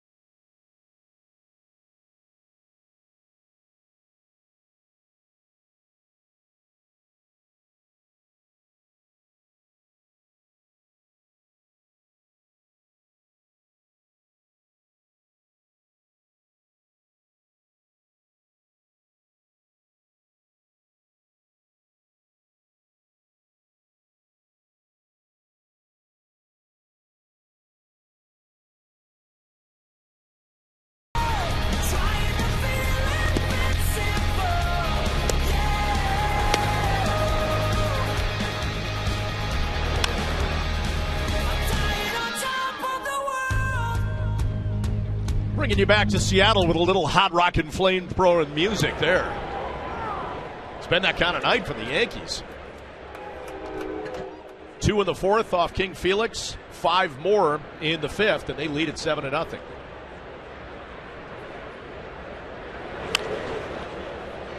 Drew lifts one in foul territory. Kyle Seager is over, and he'll have it, 1 away. Been that type of year for Stephen Drew. Foul pop up, you're hoping it's going to find the seats. Seager able to make the play.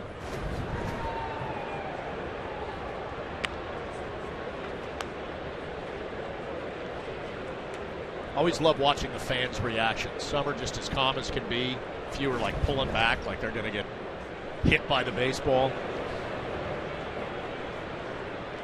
1 away, here's Ramon Flores, who singled and scored back in that 5-run 5th. Second big league hit off Felix Hernandez. Nice feather in his cap.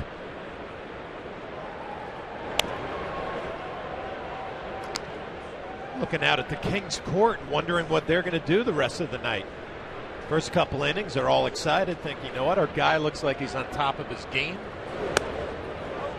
All of a sudden, 7 runs on the board, you have nothing to cheer for. Go grab a hot dog.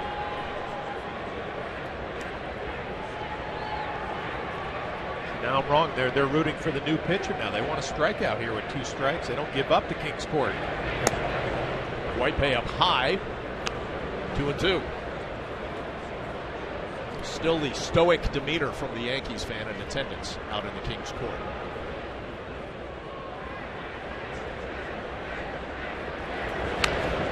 I guess if you're sitting out there and you're for the opposing team, you don't want to do a lot of fist pumping, right? Now, you have to be honest. If you're a Yankee fan, you're sitting there full of confidence, 7-0. We just beat up King Felix. I'd expect a little more emotion out of that guy. And they do get the strikeout of Flores, 2 away. A ripple of excitement going through the court. Flores extends maybe a borderline high strike.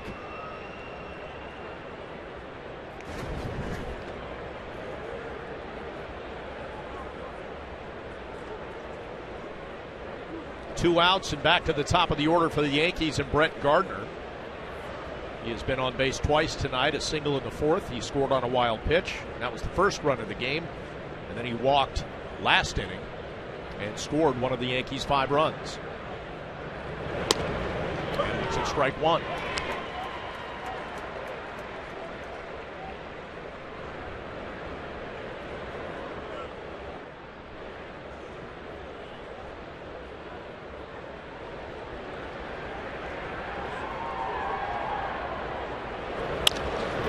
Gardner to short. Miller on to first. And a nice stretch by Morrison, and that will do it. So the Yankees go down in order. Show a little excitement. They lead at 7-0 as we head to the bottom of the 6th.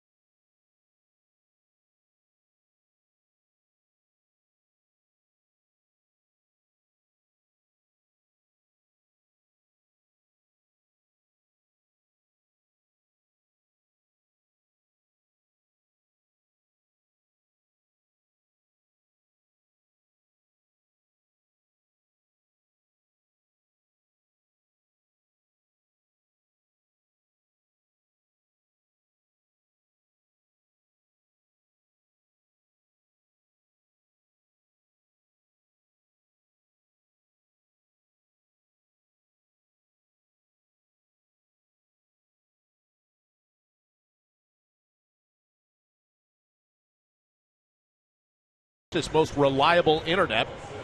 Mike Montgomery will get the call for Seattle, brought up from AAA where he went 4-3 with a sub-4 ERA.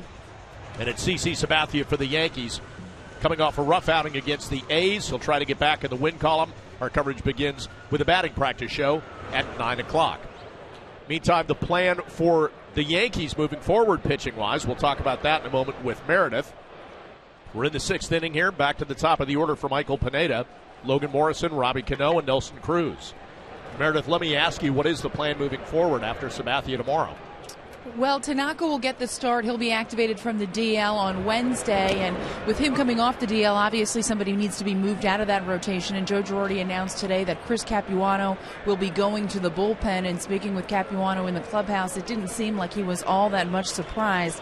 He said with Masahiro coming off the DL and Ivan Nova not far behind, I figured it would be a numbers game for me. And now he said he's going to try to be ready and be effective out of the bullpen. So he's not available tonight. He will be available tomorrow. Joe Girardi said said he would use him not only as a long man, but he could use him as a situational lefty as well. And for Adam Warren, it's a big achievement for him. He said he's really fell into that starter's mode. He likes that mode, and he wants to remain a starting pitcher for now. And he was so-so to start the season. He was really working to being a starter, having been in the bullpen the year prior. But since May 13th, he has a 2.70 ERA, and he's pitched into the 7th inning each time. So he's been throwing the ball really well. And Bob, Joe Girardi said it was a lot about how well Adam Warren was pitching that made that decision easy. All right, Meredith, thank you for that. Ground ball foul to the right side. So tomorrow night, the Yankees will have 5 left-handed relievers in their bullpen, which is really pretty incredible when you think about it. Everybody looking for quality left-handed relievers, and the Yankees will have 5 of them in their bullpen tomorrow night. Well, the Mariners have a lot of lefties, so Joe Girardi, that's one of the reasons he wanted to keep them all around for this 3-game set before they leave Seattle and head back home.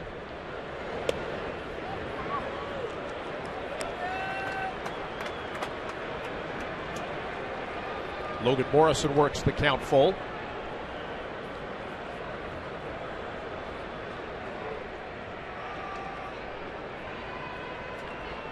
Shift on for Morrison with Drew about 10 steps out on the outfield grass.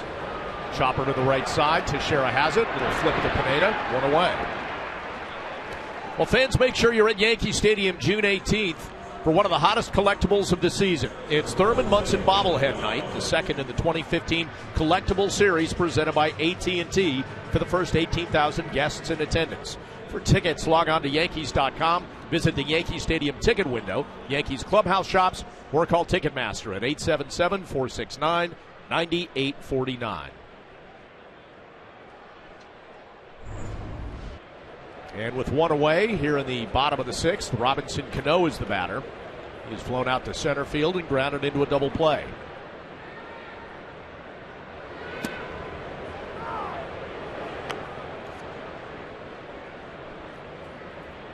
You see the batting average now for Robinson Cano, 249. You wonder if the Yankees may be coming here to Seattle at the right time. You'd expect Robinson Cano to get hot at some point. Get that batting average back to where we're used to seeing it. First year with Seattle last year for Cano, he hit over 300.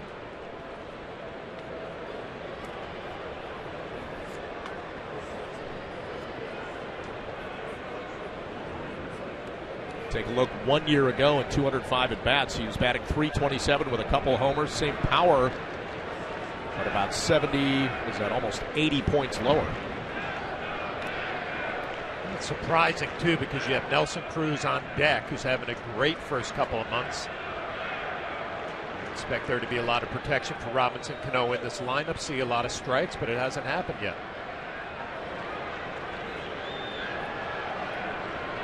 Here's the 0-2 pitch. Fouled away.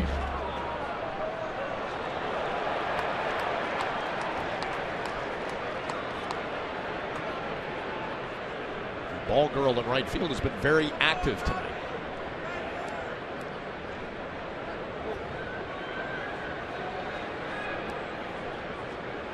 See if Cano will send another 0-2 pitch her way, or if he'll put it in play.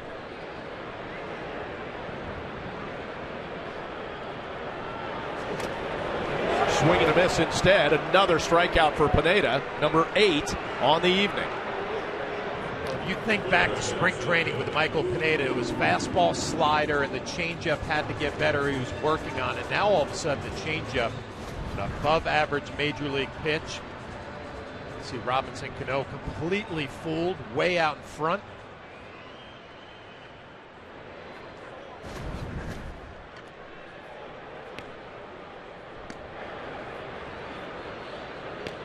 Two away here in the bottom of the 6th, and here's Nelson Cruz. Pineda struck him out swinging at his last at bat. He is also single, and he looks at strike 1.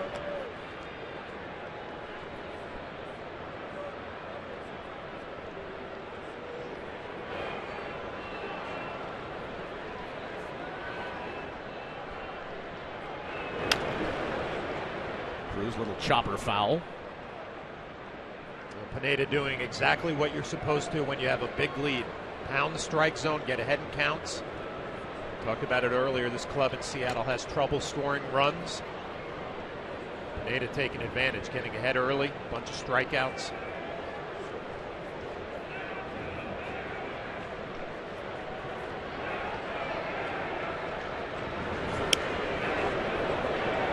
And this is there, 1-2.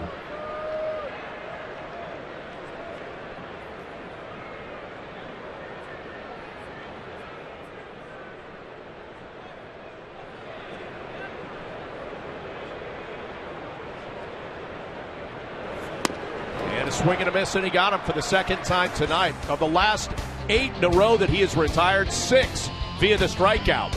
Michael Pineda impressing tonight in his former home of Seattle.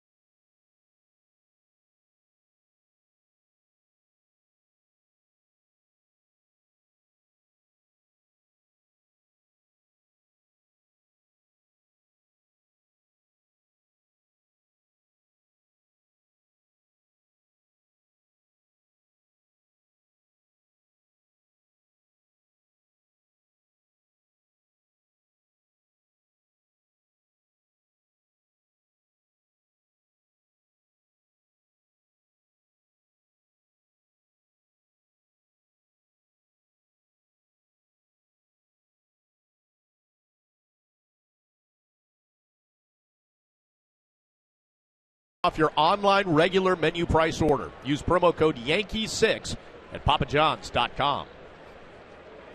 Yankees scoring 7 runs off Felix Hernandez.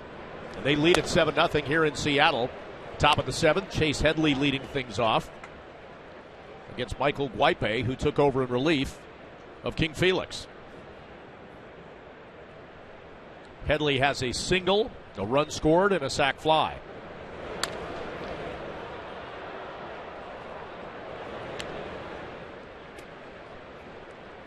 Well, good to see the Yankees offense jumping back to life after Jesse Chavez quieted their bats yesterday as they were shut out 3-0 by the A's.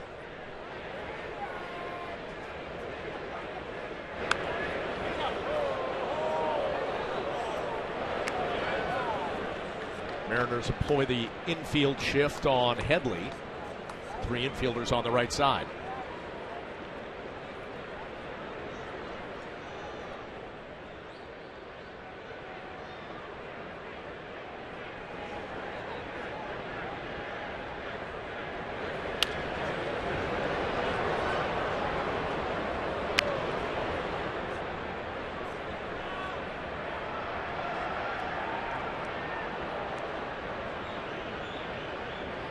Dominic Leone is up in the bullpen for Seattle. Boyd McClendon's going to have to piece it together after Felix went just 4 2/3. Headley a swing and a miss, out number 1.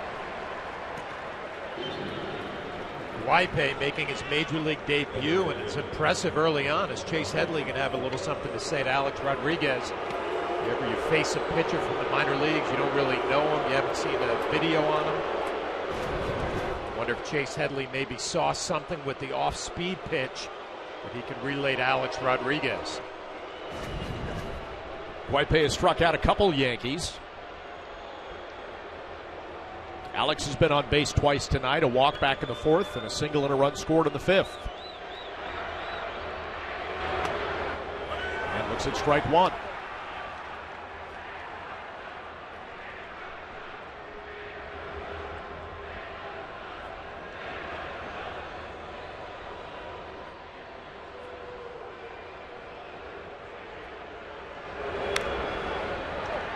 And quickly behind 0-2.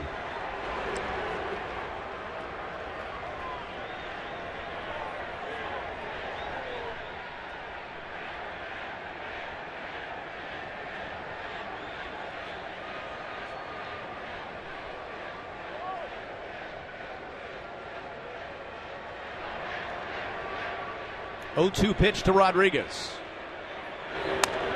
Takes up high, 1-2.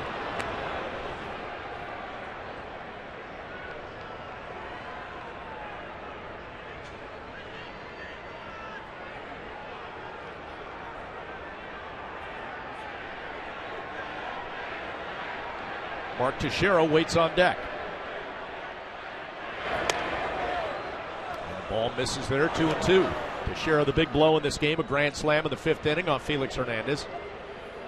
And Flash, can a win against a big-time pitcher like that, doing what you did tonight, can that propel you moving forward? Absolutely. I mean, the Yankees had to be thinking some bad thoughts as they were shut out yesterday.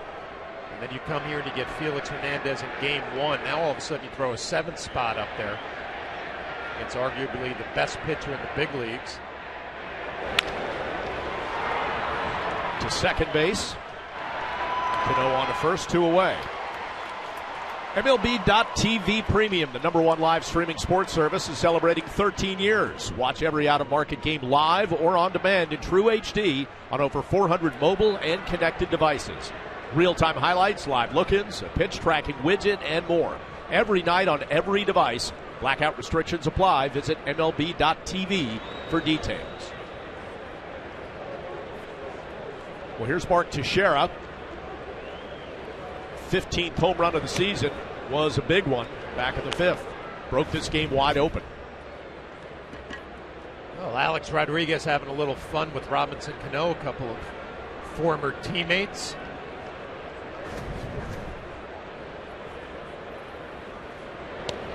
Big time shift on the right side for the Mariners against Teixeira. This was prior to the game. Renewing acquaintances. Kind of a bad handshake there going on. Should have just gone straight for the bro hug.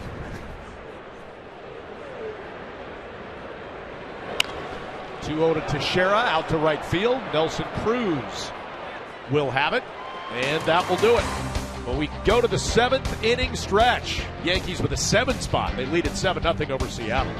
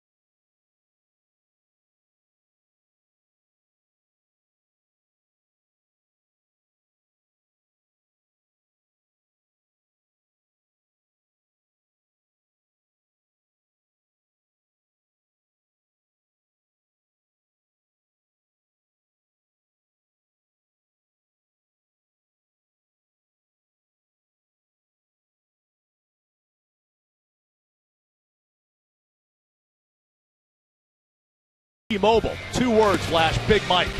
Well, Michael Pineda definitely showing up here in Seattle with this big matchup with his former teammate Felix Hernandez. 9 strikeouts on the evening to this point. Michael Pineda having a big night. He has struck out 6 of the last 8 batters that he has faced as he gets in a really good rhythm tonight. Got your T-Mobile game changer.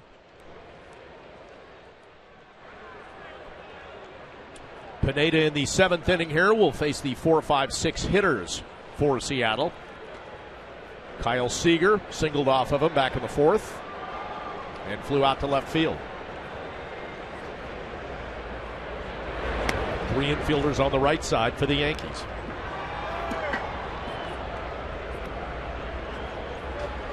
Amazing how it's just more and more common to see that defensive shift. Always used to look weird. Now we see it all the time. There she is. Having a big day, making a Mariner fan happy. Those fans who bought tickets over there are loving it tonight. Ton of foul ball opportunities. Souvenir opportunities.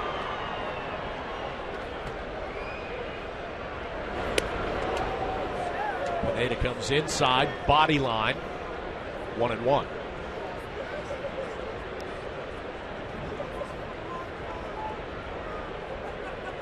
That young lady got the ball. She's got a great hat, too. You gonna get one of those before you leave town? I don't think I'm gonna pick one of those up. All right.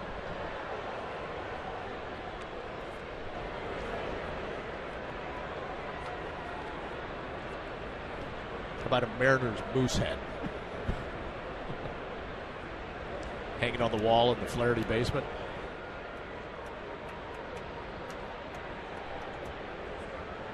Two-two pitch to Kyle Seager.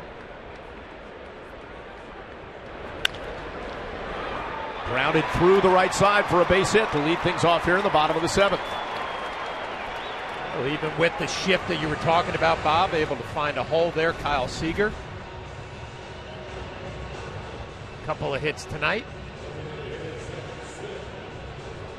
Only the 5th hit of the night off Michael Pineda.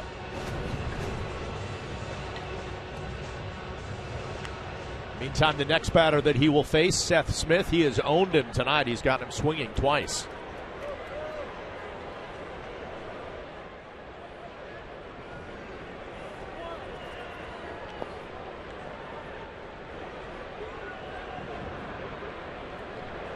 Didi Gregorius is on the second base side of the second base bag.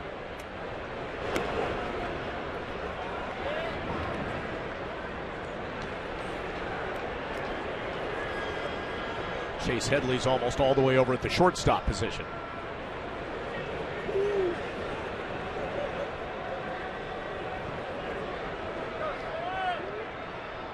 You see that pitch count at 85 for Michael Pineda through 106 pitches his last time out.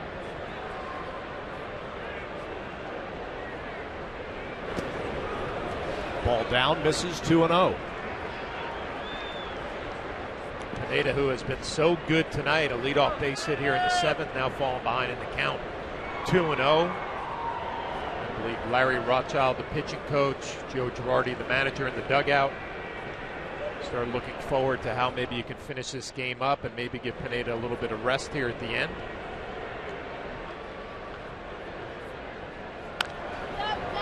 Ground ball fouled away. Count moves to 2-1. Get something over the plate, maybe a double play ball in order.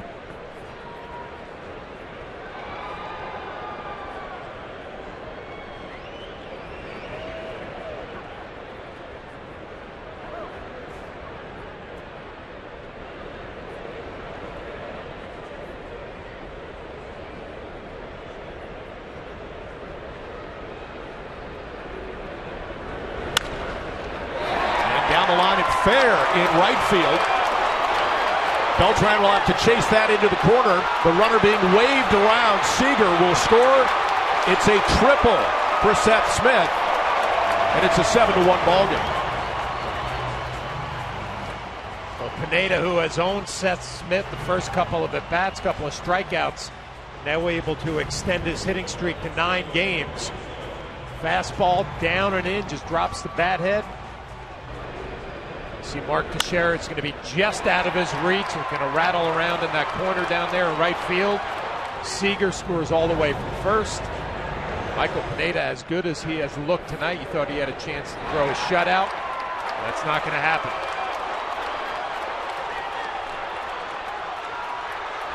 You could see how disappointed he was. He thought Teixeira might have that. So a run scores. Austin Jackson is the batter with Smith on third.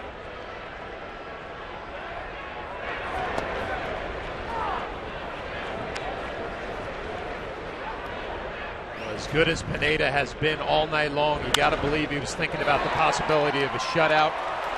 He missed his spot big time and paid the price. I'd like to see a pitcher that knows where he's going, too. Goes to back up third base. We're halfway between third and home. Pineda in with a strike, going two.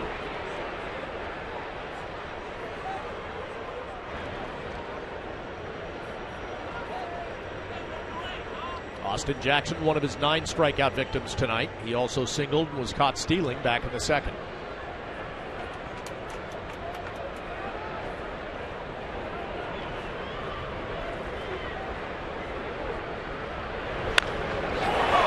Jackson shoots one down the line and right. Beltran will have to go over to get it. Jackson will go to second. The run will score. It's 7-2.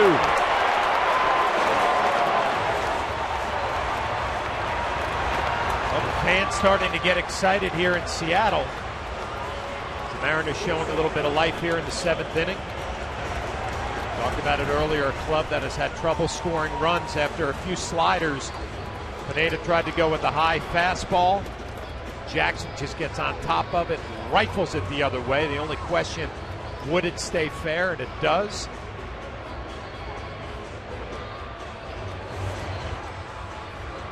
The ball just continued to spin. Saw the English that thing had, so Larry Rothschild will make a trip to the mound and have a conversation with Pineda.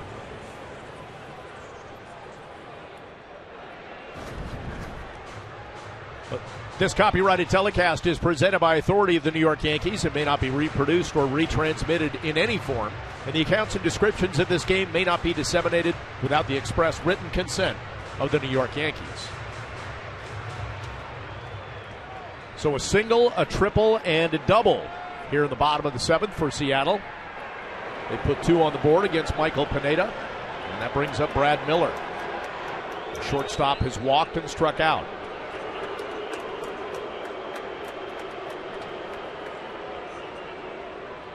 What's changed here for Pineda? Just kind of getting behind in some counts? I think, no, not really. I mean, he was ahead there 0-2 with 2 sliders, and I think the pitch selection with the fastball elevated, it wasn't quite high enough, and Jackson took advantage of it.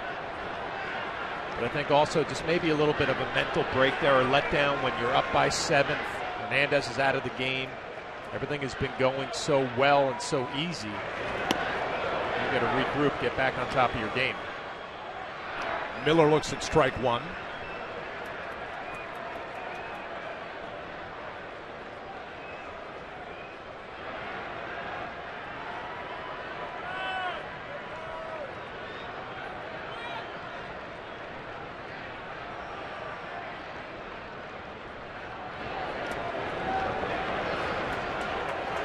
Pineda missing there, 1-1. It looked like the change up and a nice play by Brian McCann.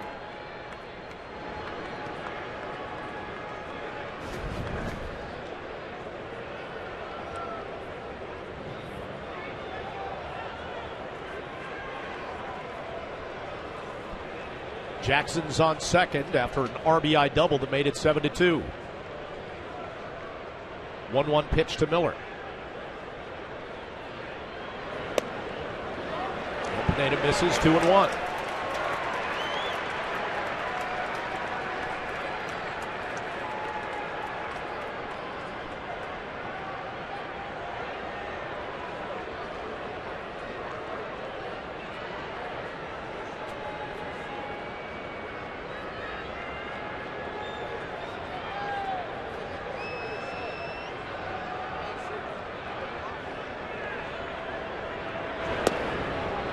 terrific pitch there to even the count at 2-2. Well, you're right. You can definitely fall into a habit here when you have a 5-run lead, just throwing fastball after fastball, and Pineda doesn't do it. Drops a nice slider on the outer half.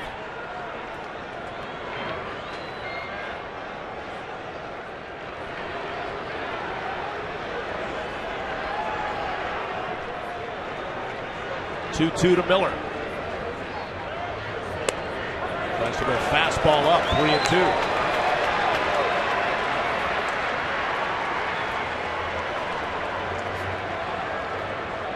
Michael Pineda and Brian McCann, whatever pitch you decide on here, 3-2, full count, nobody out. First base open, you got to make sure you throw a strike. Stay away from the walks, give the Mariners some opportunities to get something going, have a big inning. Payoff pitch to Miller. And misses there. They've got 2 aboard with nobody out here in the 7th. Well, unusual to see him walk anybody, and especially with a 5-run lead. Joe Girardi's going to make a move. They've got the catcher Mike Zunino coming up. So Girardi will take the ball from Pineda, and you can see the disappointment. Had a 7-0 lead entering the inning. It's 7-2 now as Girardi goes to the pen.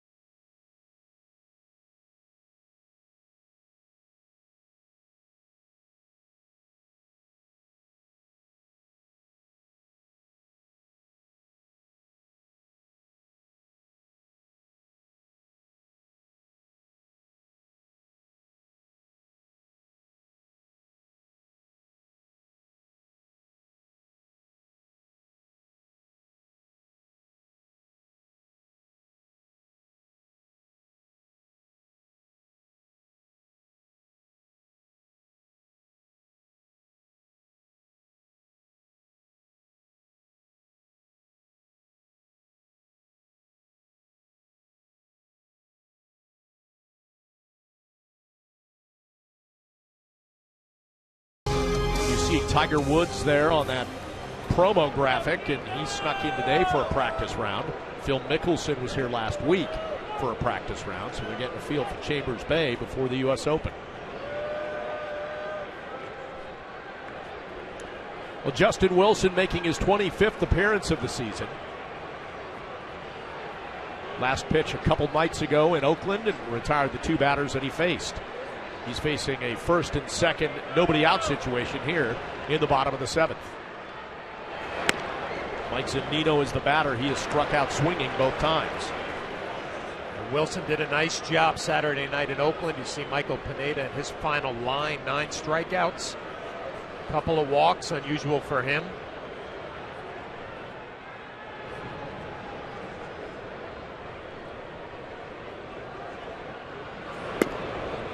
Wilson in with a strike, 1-1.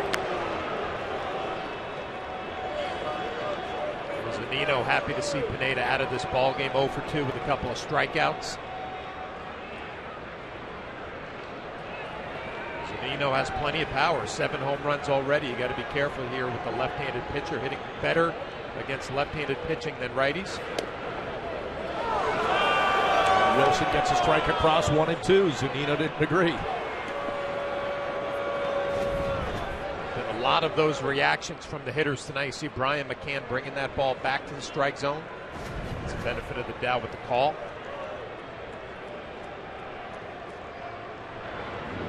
Wilson on the 1-2 pitch. Goes inside again. McCann tries to frame it. Doesn't get the call that time. 2-2.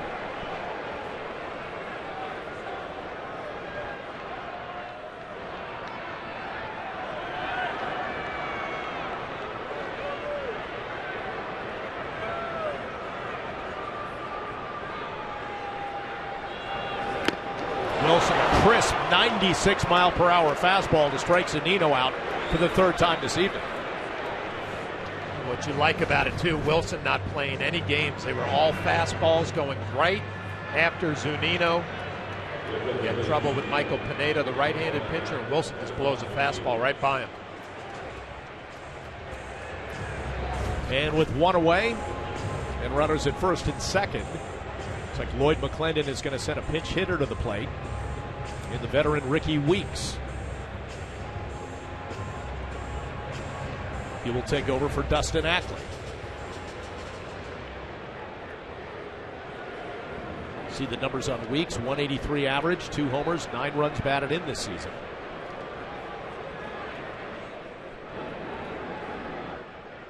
Dylan Betances is up in the bullpen for the Yankees. Boy, when it was 7-0 and Michael Pineda was dealing, you would think that Betances, Miller maybe get a night off. Be well rested for tomorrow. Now all of a sudden things getting a little more interesting. Wilson misses, ball 1.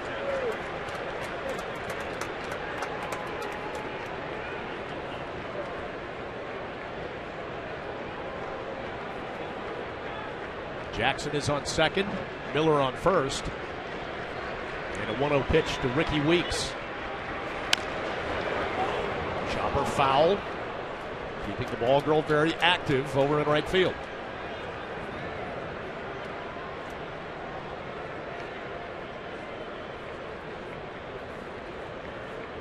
Another happy customer in Major League Baseball. Plenty of souvenirs over there tonight.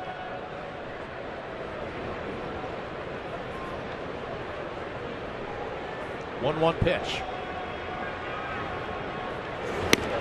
Big swing and a miss, 1-2. Ball just jumping out of Wilson's hand tonight. Well, he feels good about the fastball and he's sticking with it.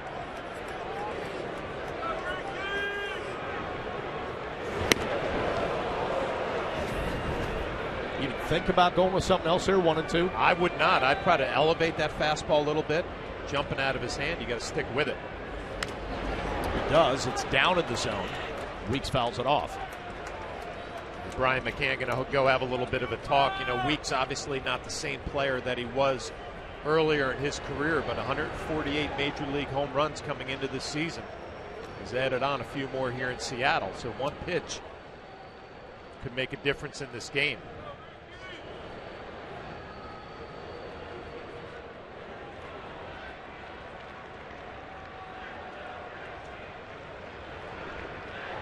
First and second, 1 out, 1-2 pitch. And a chopper to third. Headley steps on the bag across the diamond.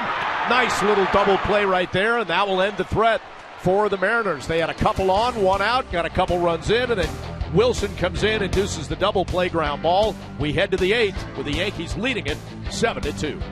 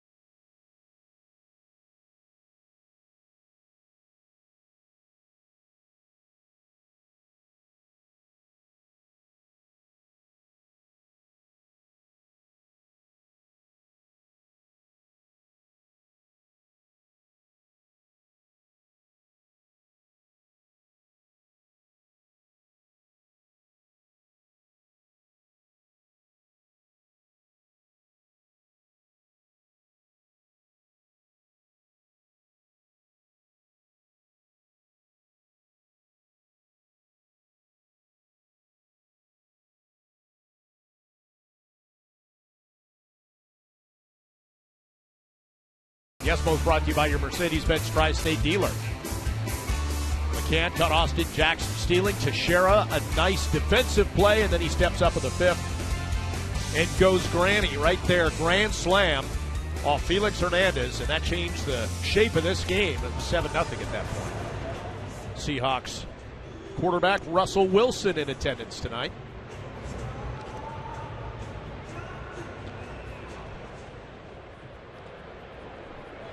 Looked like he was on Yesmo.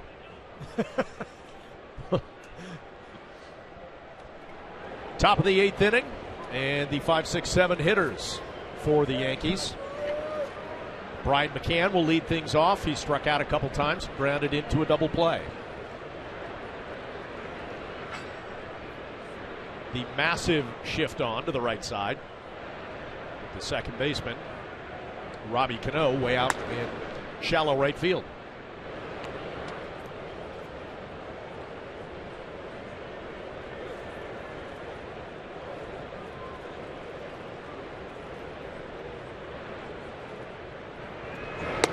For McCann, not a productive night, obviously, with the 2 strikeouts and the ground into a double play. We've seen him at times try and beat the shift by just either flicking one to left or trying to lay bunt down. Would you go with that here? Well, you see Ricky Weeks in left field. I mean, you would think about it in a 5-run game. Is that something that you would want to do, lay down a bunt to try to get on? I mean, on the Hyundai scoreboard, you see the Yankees lead 7-2. I also think Brian McCann, with this hitting streak that just ended yesterday with that pinch hit appearance, he's been feeling good at the plate. You know, you kind of want to swing it when you're feeling that way and take the opportunities for a bunt base hit maybe when you're not. That's a ground ball to the third baseman, Kyle Seager, on to first, one away.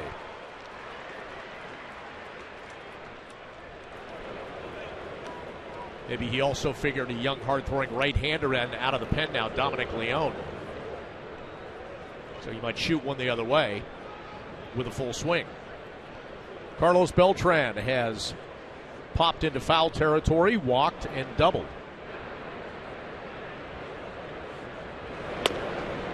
Three infielders on the right side for him as well, but all at infield depth. For Leone, he's pitched in 9 games this season, 9 1/3 innings. He's given up 10 hits, 9 walks, and just 5 strikeouts. Seattle lost an extra inning game yesterday, and Leone was a losing pitcher, giving up 3 in the 12th. The Yankees and Mariners came into this series similar fates. The Yankees lost 3 of 4 in Oakland, and the Mariners lost 3 of 4 to Cleveland.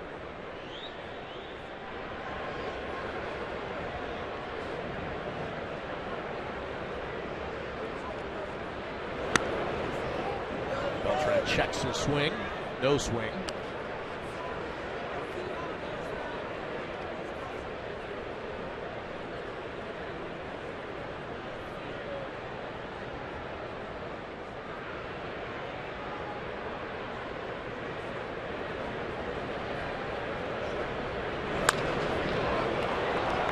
Fouls that one away.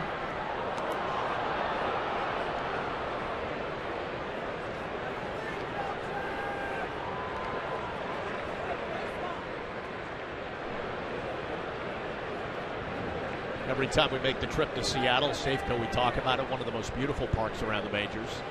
Did you like playing here? I did like playing here, but this is a big ballpark, and I didn't particularly like hitting here because I felt like it was tough to kind of reach the seats. And the old Kingdome in Seattle was one of the greatest places to hit. They did a great job with this stadium.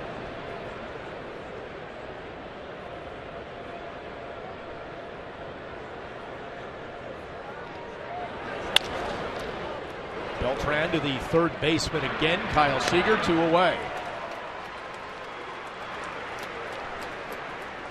Well, the game began with the roof open. Some rain began to fall. They closed the roof. But it may have affected the mound a little bit because we saw Felix Hernandez, who was so good through 3, start to have problems in the 4th. Yeah, was having problems with all that mud caked on the underneath of his spikes. 2 away. Here's Didi Gregorius. He's grounded out all 3 times he's come to the plate.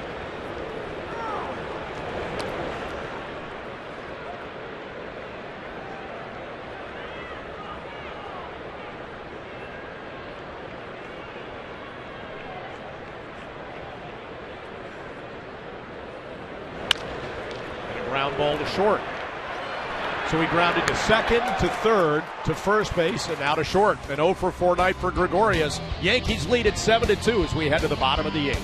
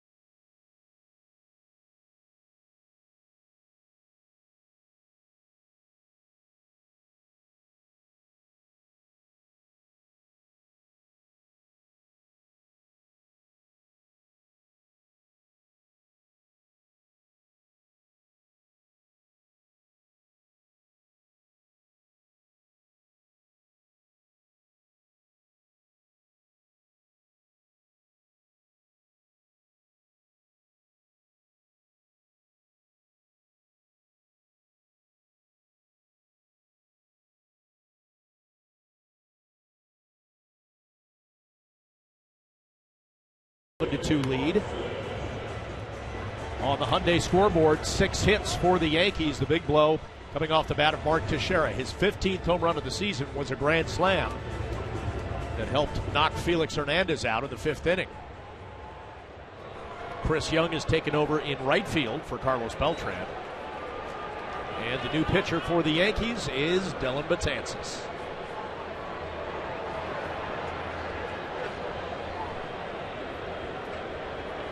See the strikeout to walk ratio, 44 strikeouts to just 11 walks. He has struck out 9 of the last 10 batters that he has faced. He starts Logan Morrison off with strike 1. Well, Dellin was a big part of Saturday's win in Oakland. I mentioned earlier, I was thinking the way Pineda was going, maybe Betances gets a night off, but Joe Girardi putting him in there down or up by 5. Get him some work here in the first game of the series. A little surprised that he's in this game with a 5-run lead.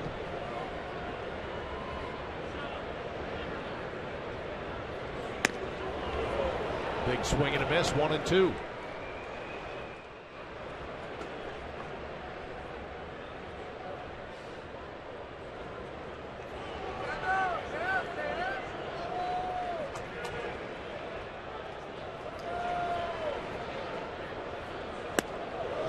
Goes up high and misses, 2-2.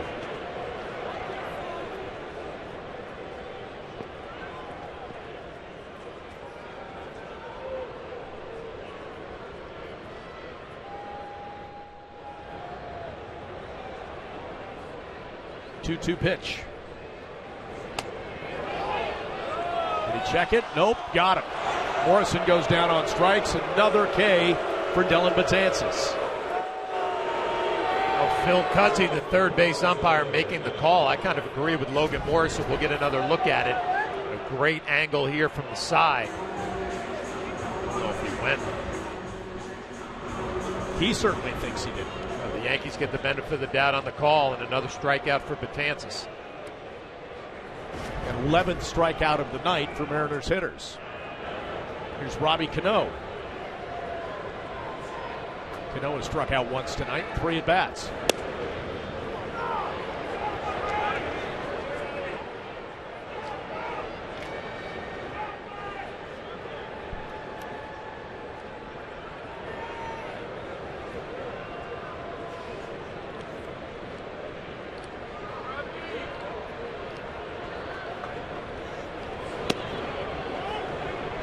Whistles a fastball outside, misses 1-1.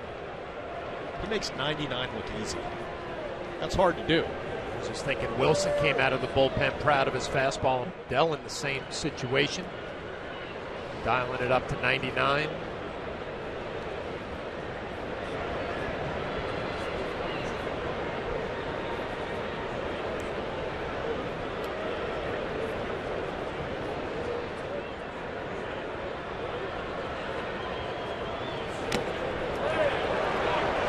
Swings through one at 97, 1-2. And it takes the courtesy walk through the other box. Well, the one thing we've seen from Robinson Cano, especially when he was a younger player, he would extend out of the strike zone, swinging at some high fastballs. I'm sure that's an option for Betances right here if he wants to elevate the fastball. You can always go with that 12-6 power curve. Goes fastball up and got Cano. 2 strikeouts for Betances. I'm sure that's part of the scouting report when you go over Robbie Cano. The Yankees know better than anybody. Look at the pitch by pitch. Dylan Betances, first pitch fastball dotted on the outside corner, strike 1. Fastball misses. Elevate a little bit to get the second swing and then go a little higher for strike 3.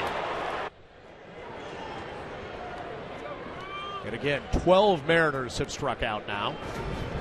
This is just power versus power here. Betances versus Cruz.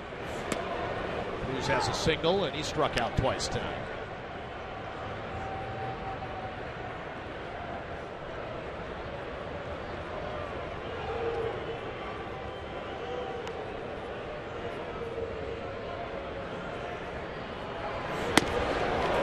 Hums a fastball across. 0-2.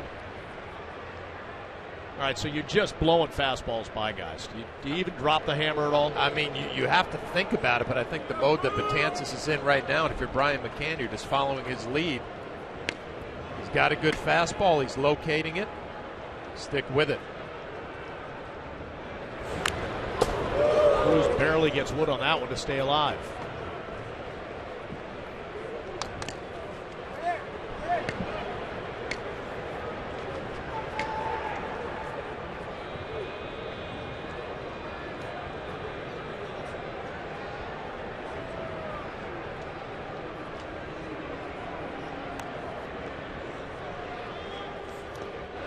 He does try and throw a curveball there. Bounces one in the dirt.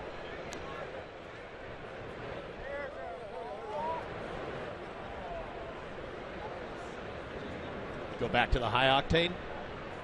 He's probably a little frustrated with that curveball. He might want to go back to it, get a good feel for it before this inning's over. And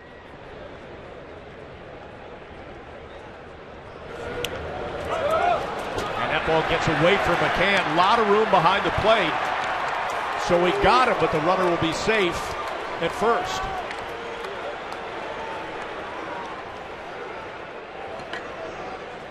I had a feeling he would go with another curveball after the one before that. He spiked down into the dirt.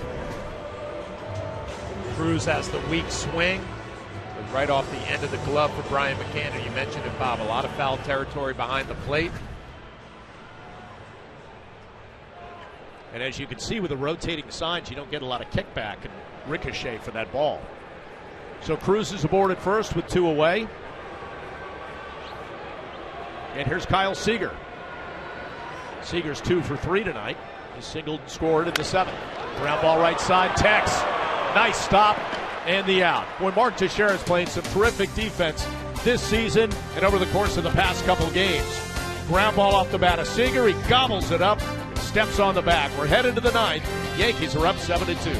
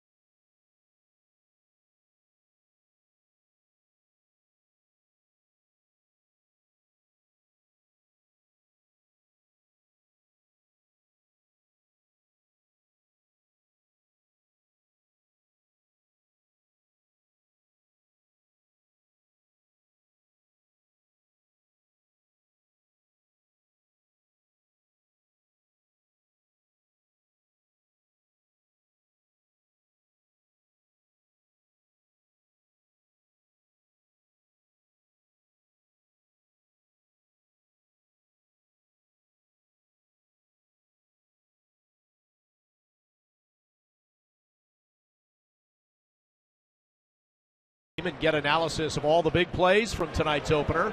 Plus, Meredith Morakovitz talks to the players in the clubhouse and gets Joe Girardi's reaction in the manager's report. It's all coming up on the W.B. Mason Yankees postgame, only on Yes.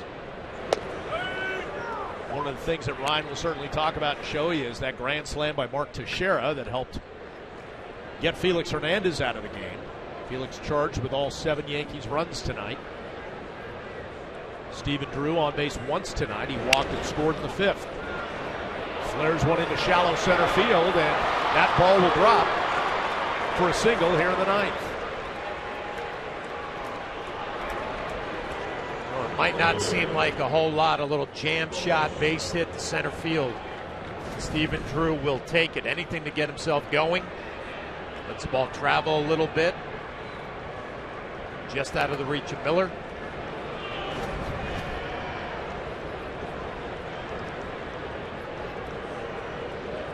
And here's Ramon Flores.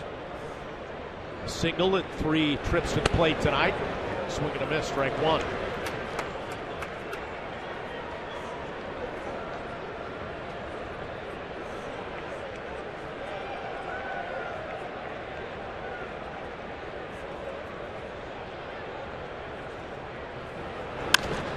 Flores to left field. Ricky Weeks is there, 1 away.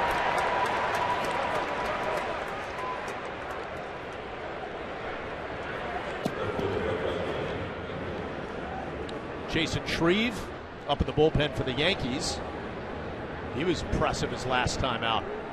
Came in and faced 4 batters and struck each one of them out. It was a huge part of that win Saturday night in Oakland.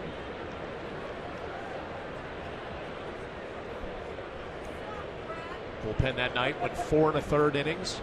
Struck out 8. That was the lone win in the stop in Oakland. 1 away, here's Brett Gardner.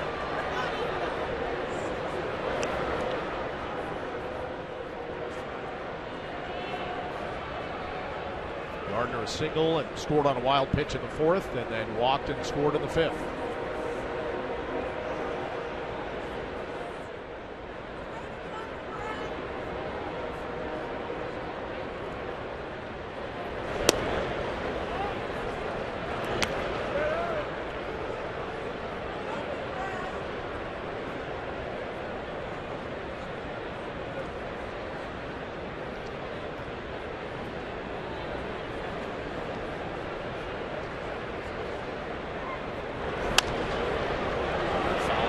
Seats down the left field line, 1 and 2. I mentioned Leon got the loss in yesterday's game, the extra inning game against Cleveland. Coming and throwing the ball hard, about 95 miles an hour, beating a bunch of these Yankee hitters.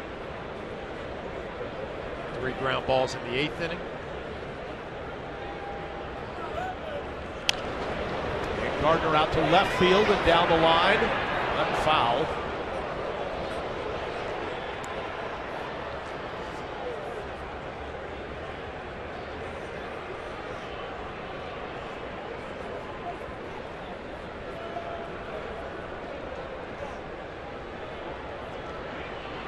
Get a win tonight, and you get start thinking about tomorrow.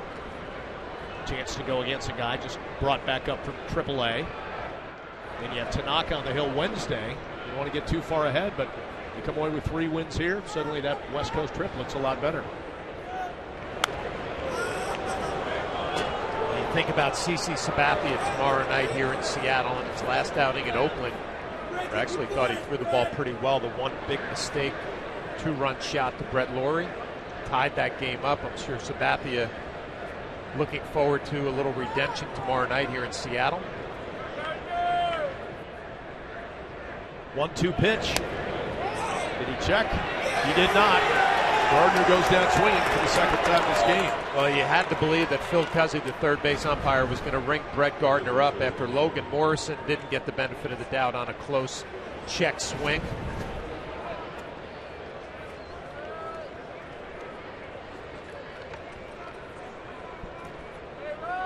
Now 2 away, Drew at first, and here's Chase Headley. Headley has singled, scored a run, and has a sacrifice fly.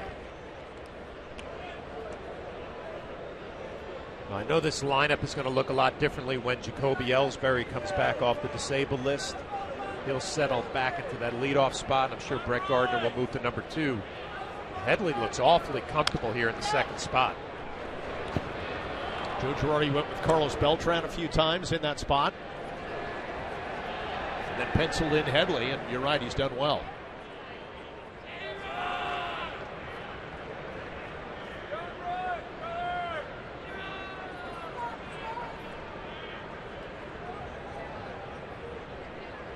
One pitch. Leon misses, 2-1.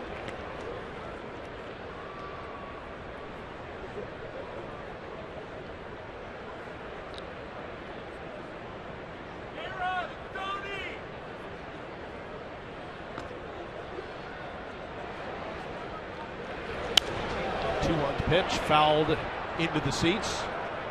2-2.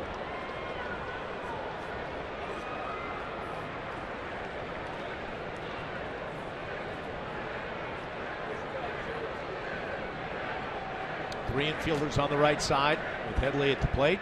The third baseman is at the shortstop position.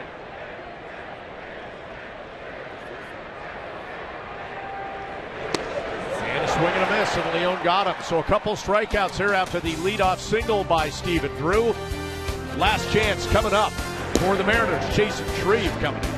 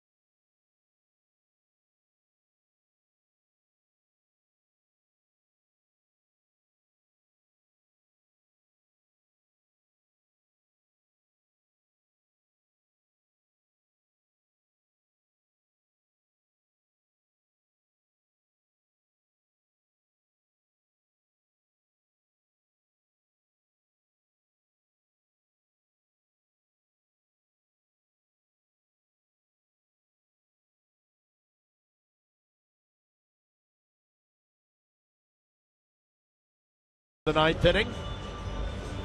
And Jason Shreve will try to close this thing out for the Yanks. 17th appearance, 20 2/3 innings. He's given up 13 hits, walked just 6, and struck out 23. When you look at those numbers, Jason Shreve is becoming a big part of this Yankee bullpen. Think back to his last outing in Oakland. Got 4 big outs, all of them by the strikeout variety, and was able to bridge that gap to Dellin Betances and Miller. He'll face the 5, 6, 7 hitters for Seattle. Seth Smith will lead things off. He tripled and scored back in the 7th. It looks like they're actually going to have a pinch hitter for him. Justin Ruggiano will come in. Ruggiano, a couple of homers, 3 runs batted in.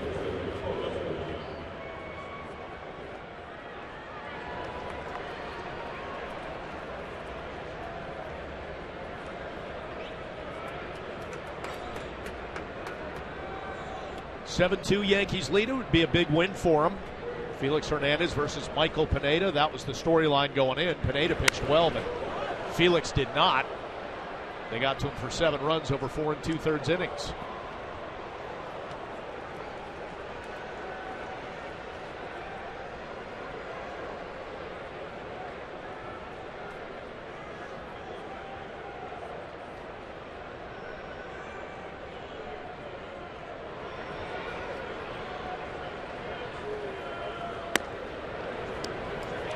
Pitch misses up high, 1-1.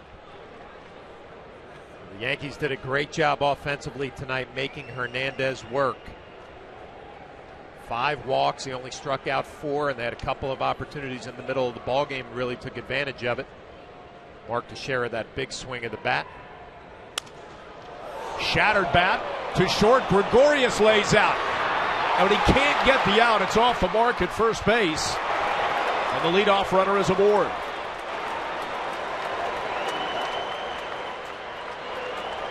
Well, Gregorius showing a lot of range going to his left. Ruggiano actually thought this ball was going to creep into center field, and he was starting to do his round around first base, but Gregorius lays out, showing a lot of range there, and now the throw, we'll see how far it's off the mark. That's a play Mark Teixeira makes in his sleep. Very unusual to see that from Teixeira. Thought this might have hit some dirt. It does not. It's a base hit and an error, so Ruggiano's on second base. And here's Austin Jackson.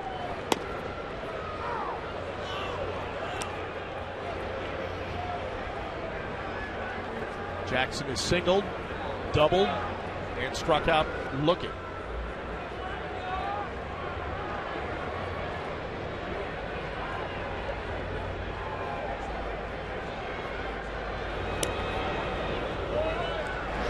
Change up and misses outside. So they gave that error to Gregorius. It didn't look like that throw was that offline to me. Well, Mark Teixeira is so good at first base, picking balls out of the dirt. It's unusual to see one get by him.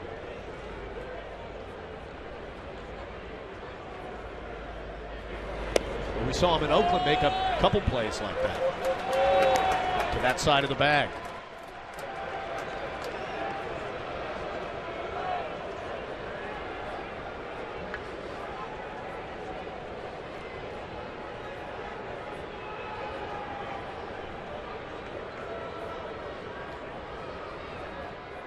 Two-one pitch coming up to Jackson. Out to left field. Flores is there, one away.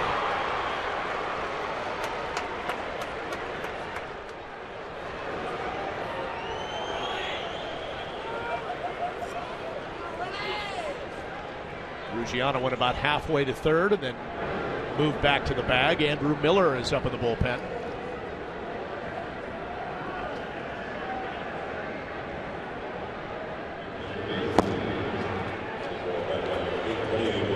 Lloyd McClendon sends up a pinch hitter for Brad Miller. It'll be Willie Bloomquist.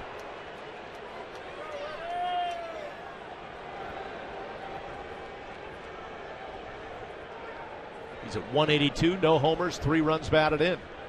Only played in 23 games this season. This is his 24th game.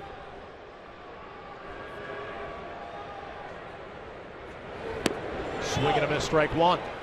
Bloomquist, a veteran, came up with Seattle all the way back in 2002. Moved on to Kansas City for a little bit, Cincinnati, Arizona. And made his way back here at Seattle last year.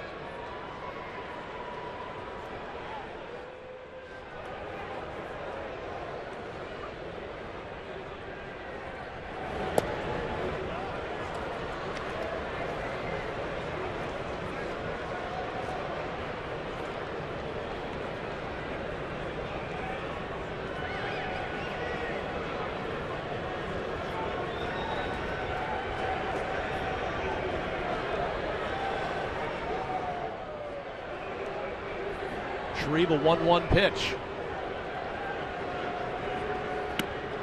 And goes change up. Bloomquist can't touch it. 1-2.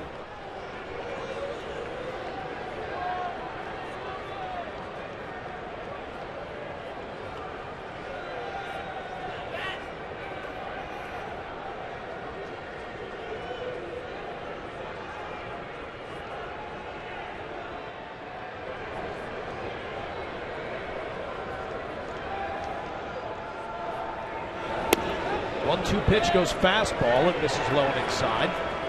Evens a count at 2-2.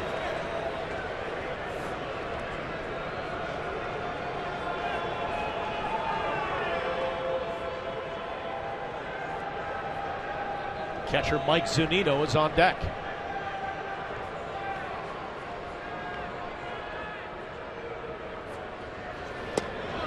2-2 pitch, just missing. 3-2. Bloomquist, the veteran, looking for that changeup. He doesn't get it. Fastball just off the plate inside.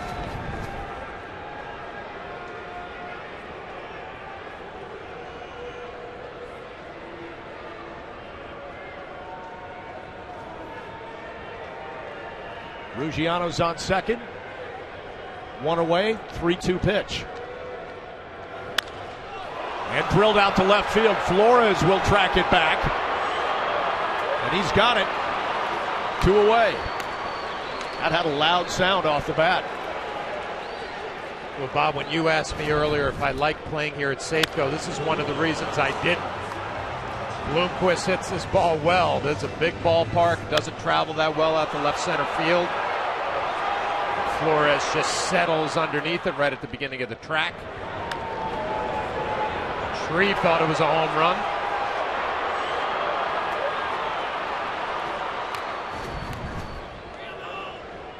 So 2 away, Mariners down to their final out. It's catcher Mike Zunino, who struck out 3 times tonight, is trying to avoid the golden sombrero.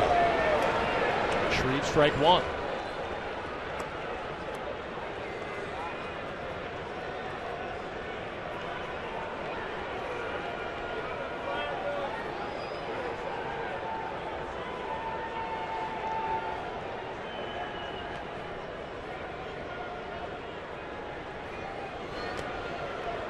Shreve tries to bury a changeup there and misses 1-1.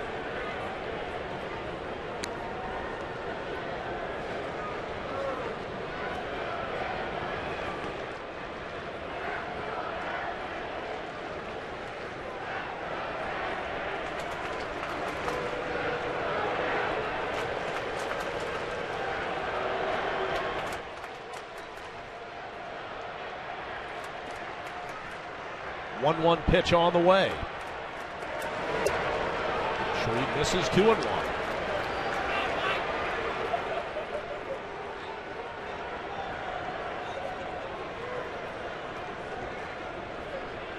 They haven't shown, at least Zunino, the ability to catch up with the fastball tonight. Why wouldn't you go fastball? He's pretty much had trouble with everything tonight. 3 strikeouts. Always think back to Sparky Anderson. You pitch to the scoreboard, you have a 5-run lead. Most important thing for Jason Shreve to throw strikes.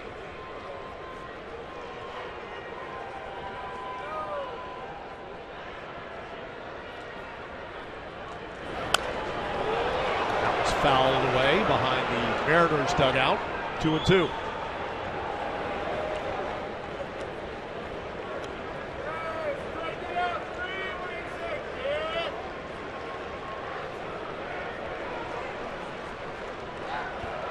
Yanks a strike away from winning the opener here in Seattle. First of 3, an evening ball game tomorrow, an afternoon game on Wednesday. And hoping to start things off right.